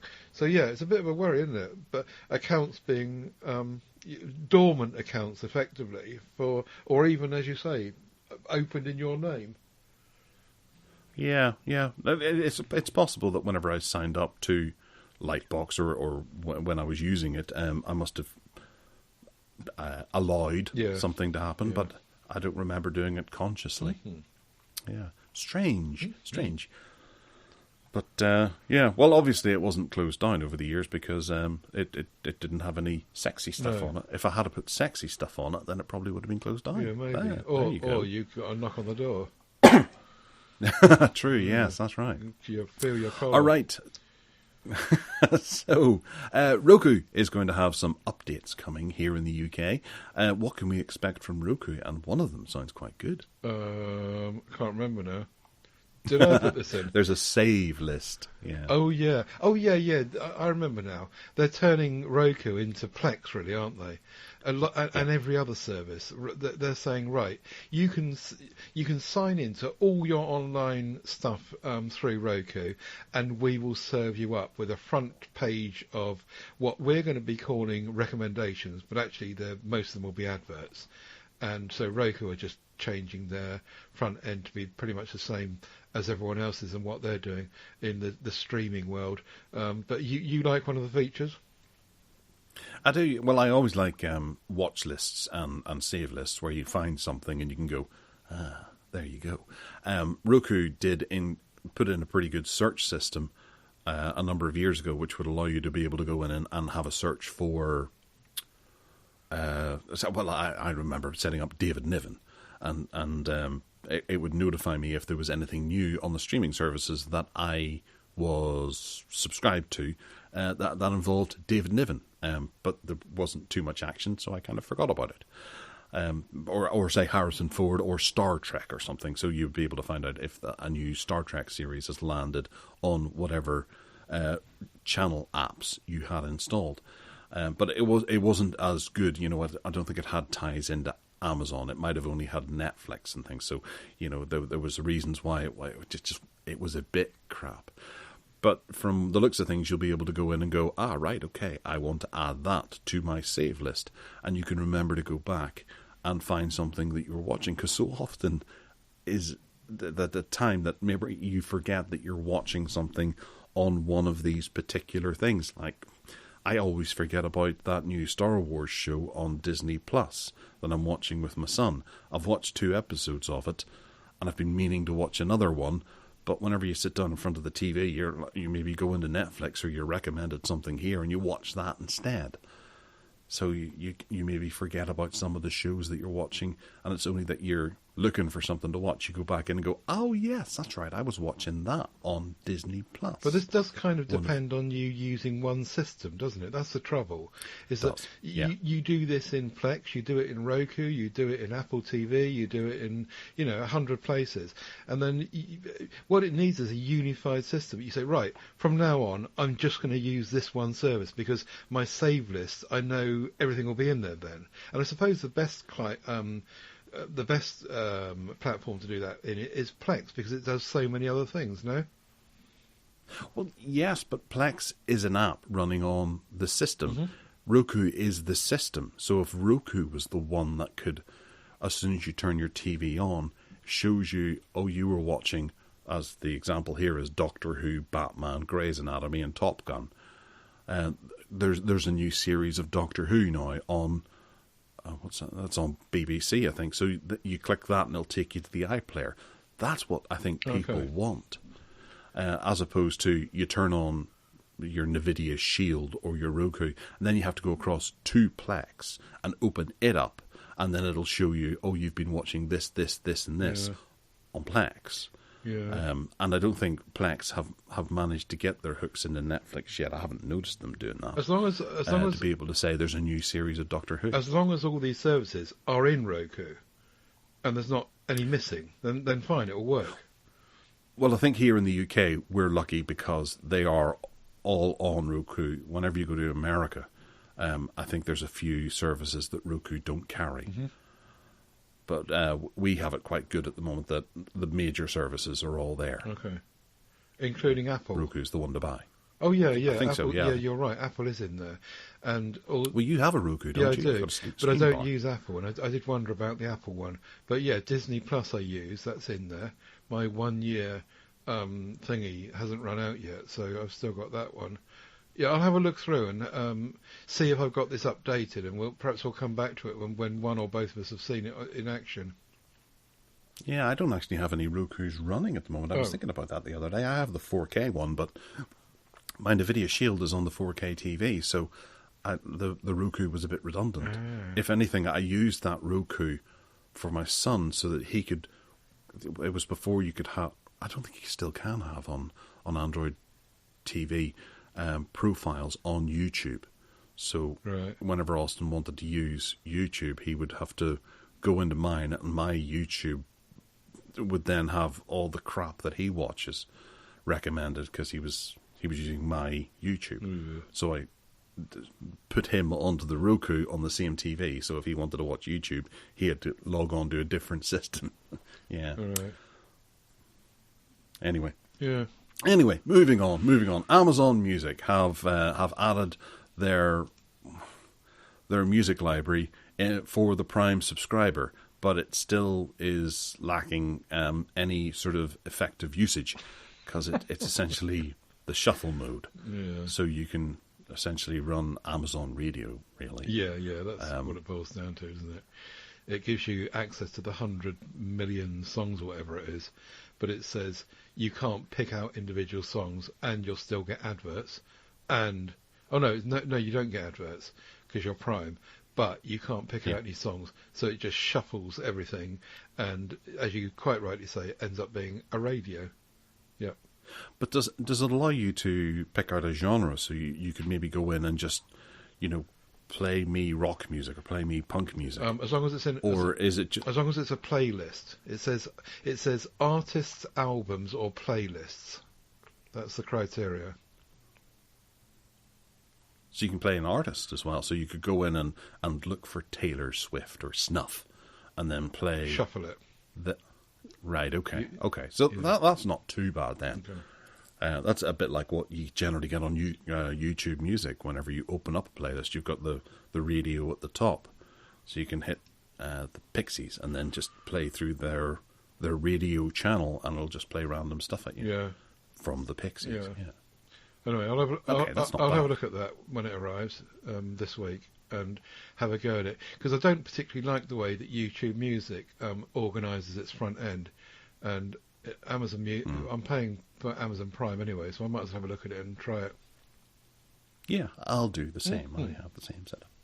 Okay, so Gmail is going to be making it easier for you to be able to track your packages, so you can see what's arriving and when with certain retailers right in your Gmail. Ted, are you going to be using this? If you're in America. Oh, right.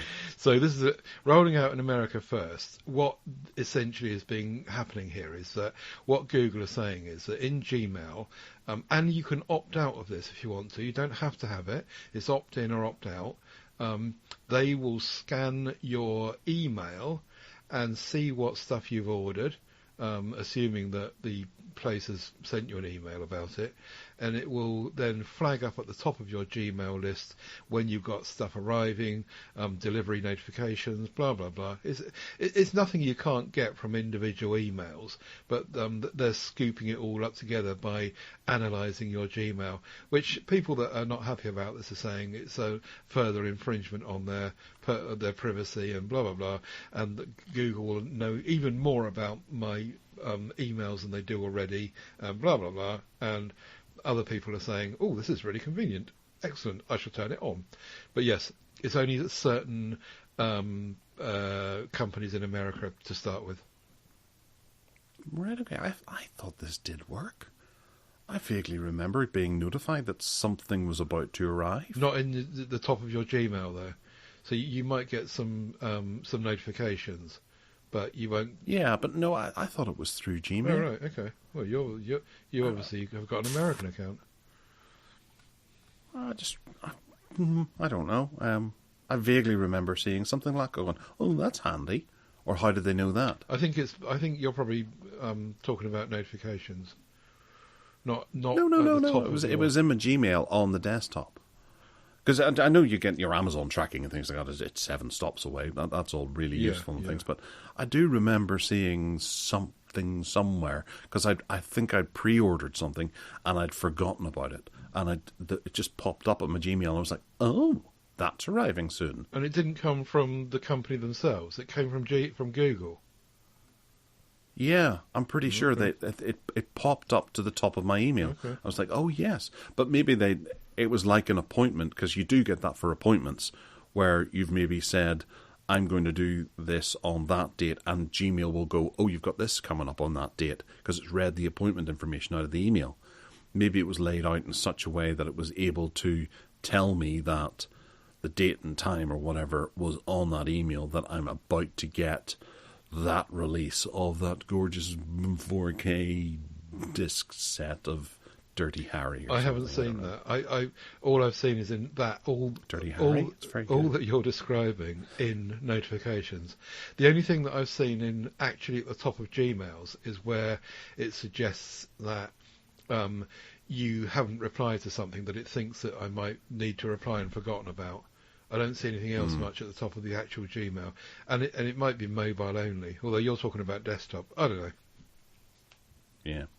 Oh well, no. Maybe I dreamt it. Could have been that. I was a Labrador at the time. All right, Netflix. Their new basic, the controversial basic plan is not going to be released on particular devices. You won't be able to take action, or you won't be able to access it on the likes of, say, the PlayStation 3. Or certain Android derivatives and older iOS versions. But then that comes with most things, is that, redundancy is always built in. What can you tell us about this? Nothing more really. I think you've covered it. But the other thing is Chromecast will only be supported on models that have support for Google TV. So even Chromecasts, first generation, second generation, and third generation Chromecasts are all out, and all Apple TVs. So it won't work on any Apple TVs at all. So there's a Netflix, a kind of presumably by the coding and the technology they're using or whatever, have not found a way to do that with lots of devices. So watch out, everyone, if you're going to downgrade to the ad plan. So for those people who are looking to save a few pennies each month, are going to have to upgrade their hardware in order to get the cheaper software. Right. So you might as well just keep the old hardware and stay on the expensive plan. Flip me. Right, okay. Well, I suppose, what are we going to do? Yeah. Anyway, we'll see what happens with that, because I'm sure that somebody will uproar and cause a trouble. I found a new app this week, which is called Look to Speak, an Android Google app, which is actually really interesting. I didn't know. Apparently they announced it a couple of years ago and rolled it out really quietly. And it's designed to help people that can't speak. But I installed it anyway. I can speak, you may have noticed. And it gives you the ability to use your eyes to select things on the screen. And it works really well. It gives you kind of pre-written phrases, and you kind of move your eyes to the left to select a bunch of phrases, and then kind of work it down by choices you're making with your eyes. Look right to choose the right hand side, and look up to execute something. And it's just all really, really well thought out and ever so cleverly done for people that can't speak. And eventually, yes, it does take some time in order to get to the phrase you want to get to, and to get the system to get your phone to speak it out loud to the person that you're dealing with. But the implication is for, obviously, accessibility.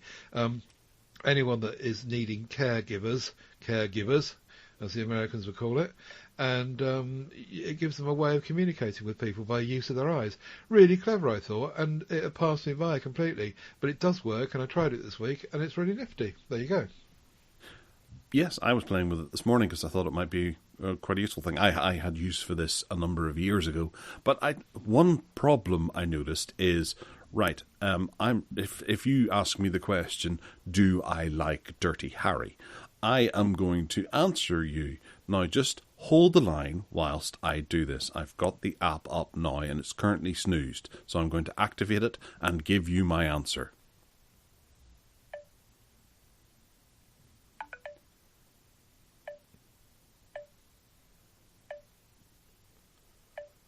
Yes. Did you hear that? Yeah, I did. And yes, you're right. The point you're making is that it takes a load of time to do that. But when someone has got no communication skills or limited communication skills, and they're trying to give an answer to a nurse in attendance, for example, even though it might take a few seconds to get there, you can get there. That's the point. If someone's got no other way. But they need to go back and rejig it so that something as simple as saying yes and no is right there. And I had to do, I think it was 5 different steps in order to say yes. You know, say for example, they're going into hospital. Are you allergic to penicillin?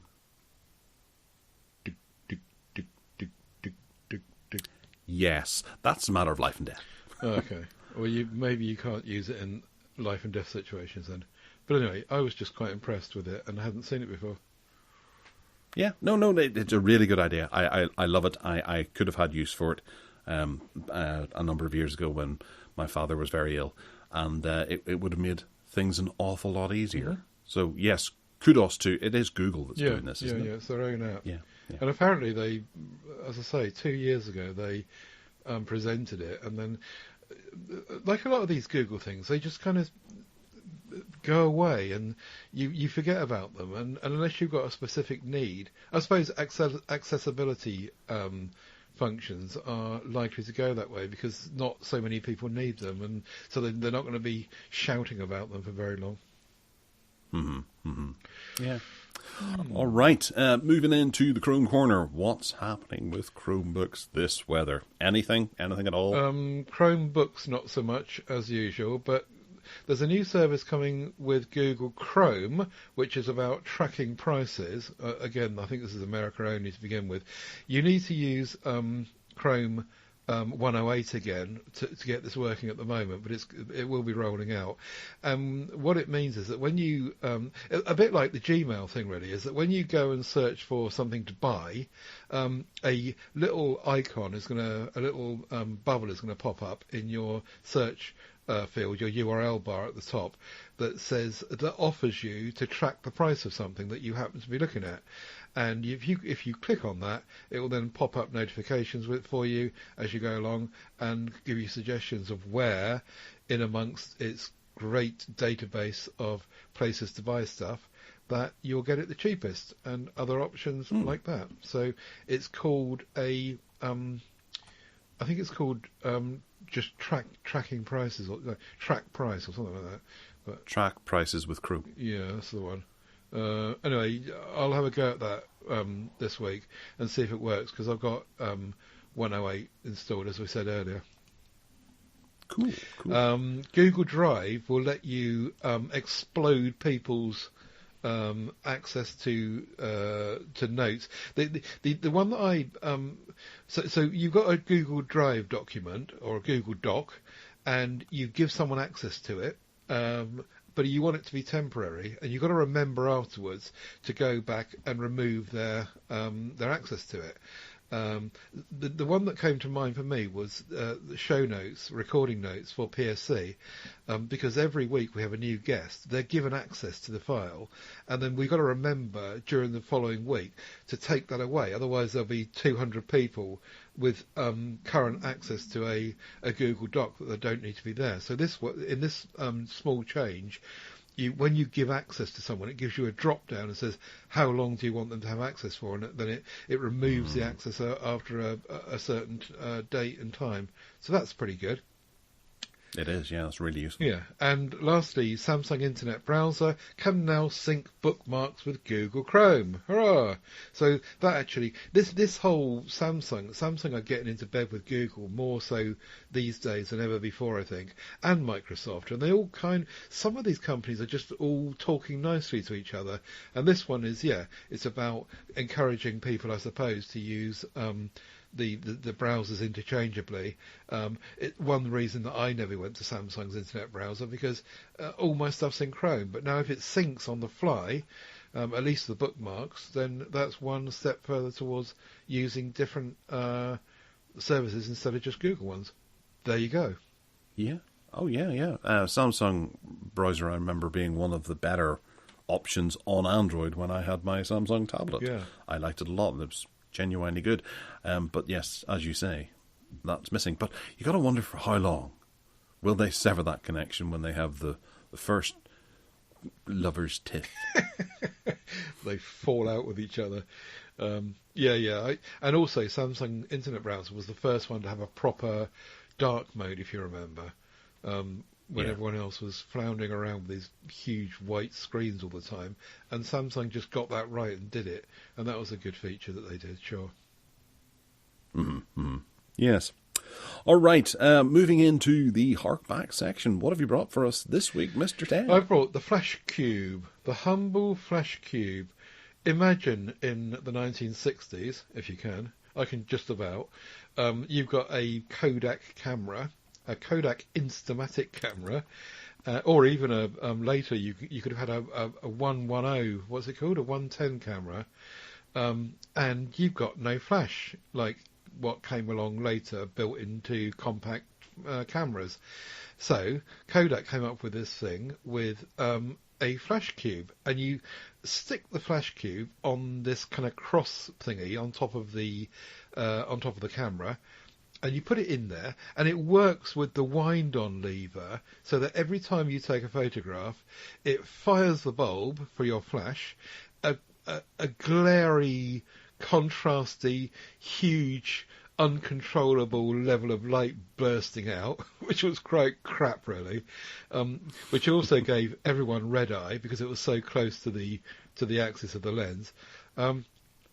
And you got instant flash, and these things were buyable relatively cheaply. I can't remember exactly how much they cost, but they were relatively cheap, and they were disposable. So you had 4, and every time you turned the control wheel to move the film on, this thing turned round with the upcoming frame of film, and so you were ready if you left it on the cross and left it on the thing to take the next photograph. And if you were really quite good at this, you could do that really quickly and take lots of photos really quickly. And then the bulb inside each of the sides of the 4 surfaces, you had one flash bulb in each one. And I remember when it went off, it made this kind of popping sound, like you'd snapped a piece of wood or something. And that was a very distinctive sound that I remember very clearly. And then, of course, when you've had 4 of these things, the thing is knackered. So, a plastic fill the oceans thing. There's probably millions of flash cubes out there filling up oceans at the moment, which is part of the problem historically for eco warriors. And you would just turn it around. You would turn it around to the next one by winding it on, and you'd be ready for the next one. When you finish with the 4, you chuck it in the bin, and you get a new one. And it's relatively cheap, as I say, and it works really well. Later on, I remember they started to try to get clever with these, and I can't quite remember how they did it, but they made one so that it was tall as well, and so you had like 10. It looked ridiculous because it stuck out the top of the camera like 10 tall or something, or 8 tall. I can't remember which one it was, and that still turned round and it still took photographs, but it moved up so that it took loads more.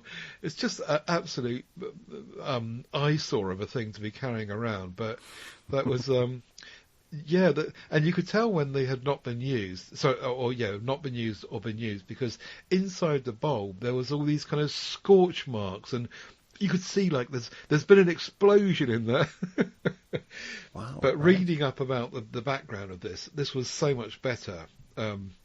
than what went before it, because apparently I don't think I realised quite how bad the chemical flashes particularly were prior to this, where professionals were kind of risking life and limb by exploding chemicals and exploding glass. And if you're having a photograph taken with one of those old-fashioned flashes, you were literally in danger of getting bits of glass all over you, or being fired chemicals all over. So this eventually brought it all in together and made it transportable and portable and available to anyone in a really cheap camera, with a cheap solution to the problem before we got flash guns. And as I say, xenon flashes built into even the cheapest of compact cameras.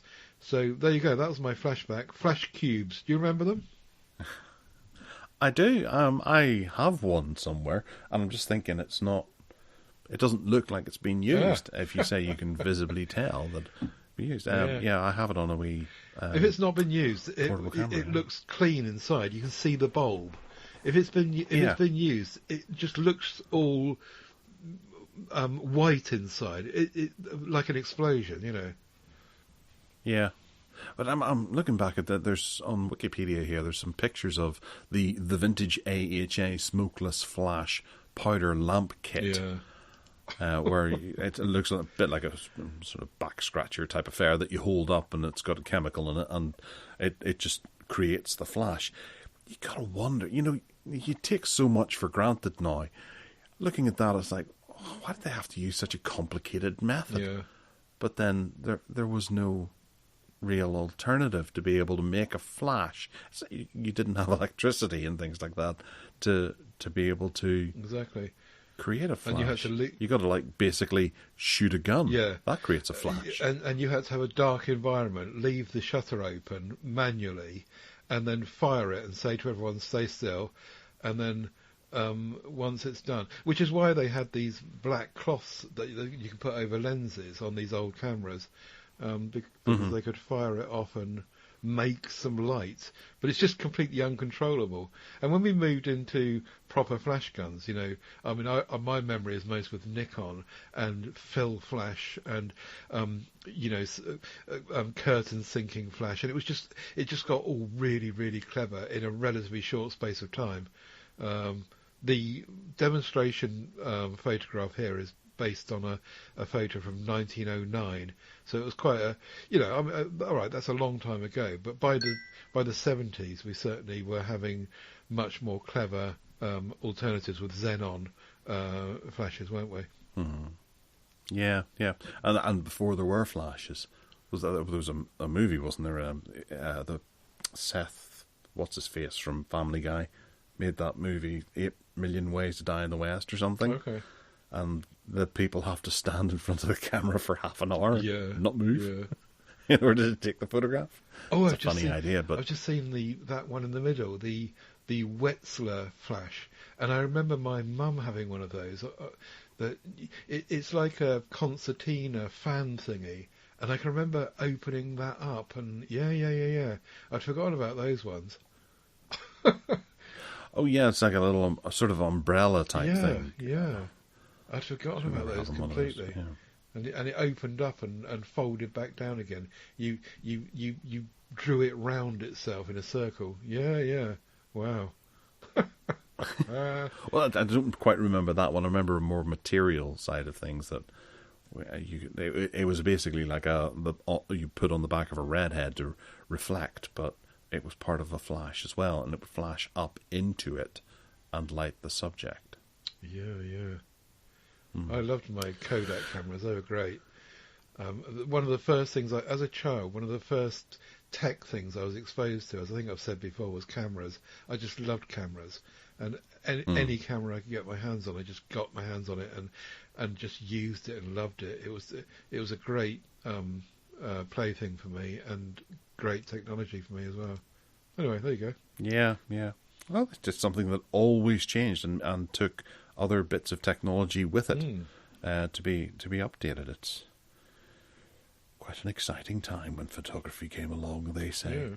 All right, moving into the bargain basement where there is quite exciting things.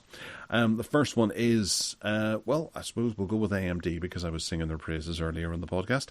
You can get the AMD Ryzen 9, the 5900X, which is a pretty fast processor.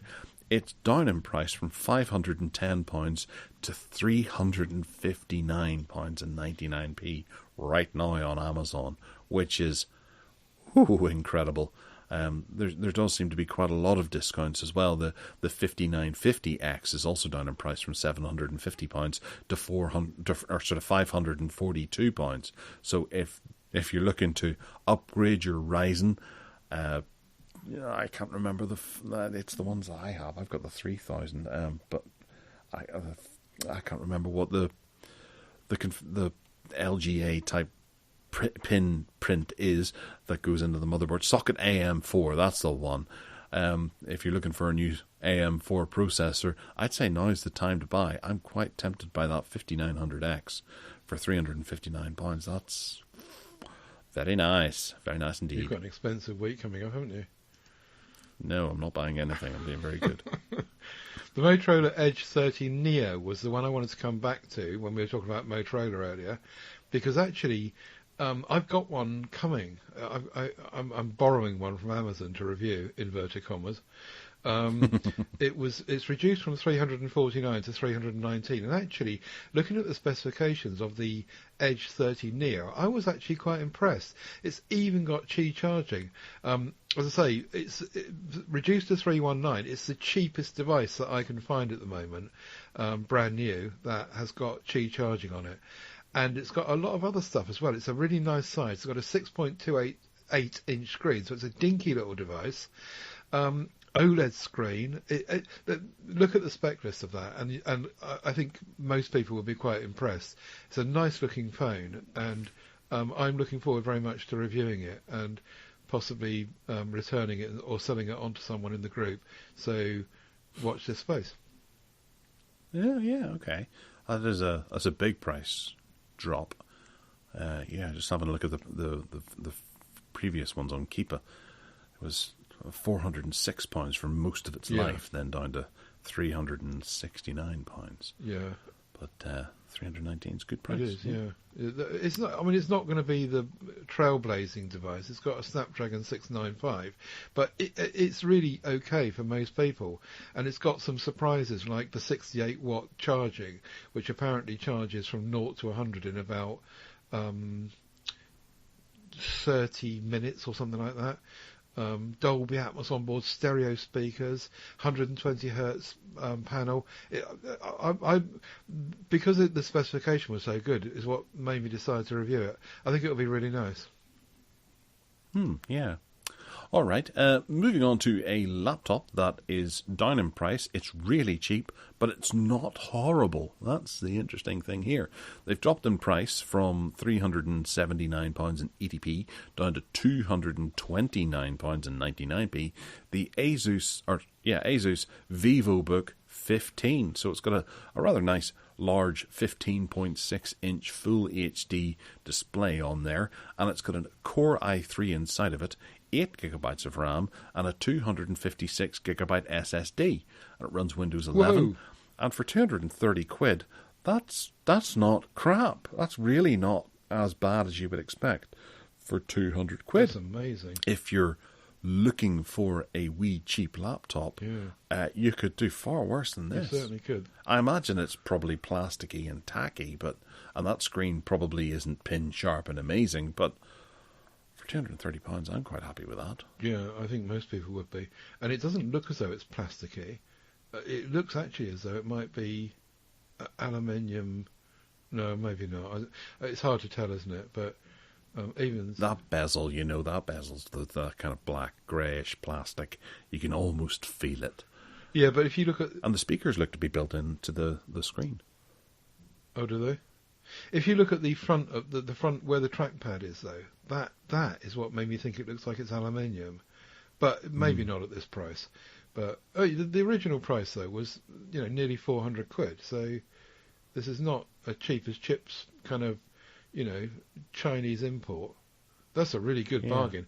I wish I needed a laptop now. Yeah.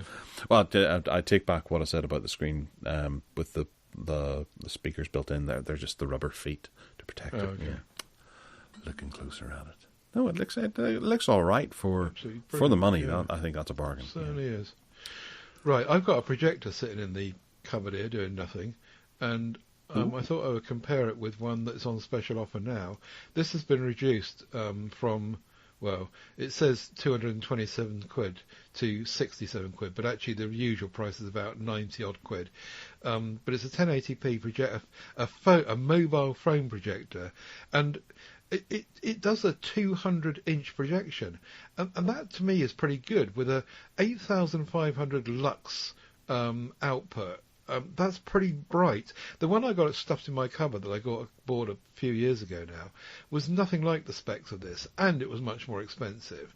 And it only did, I think it was 72 inches on the projection. So this is even more, and I was quite impressed with that. I don't need one, but for someone that could make use of that, either in a business setting or for showing films at home from their phone. These little Eliphas projectors are really quite nifty and improved. Yeah. I'm just looking at the price history of that from the entire duration of it being on sale on Amazon.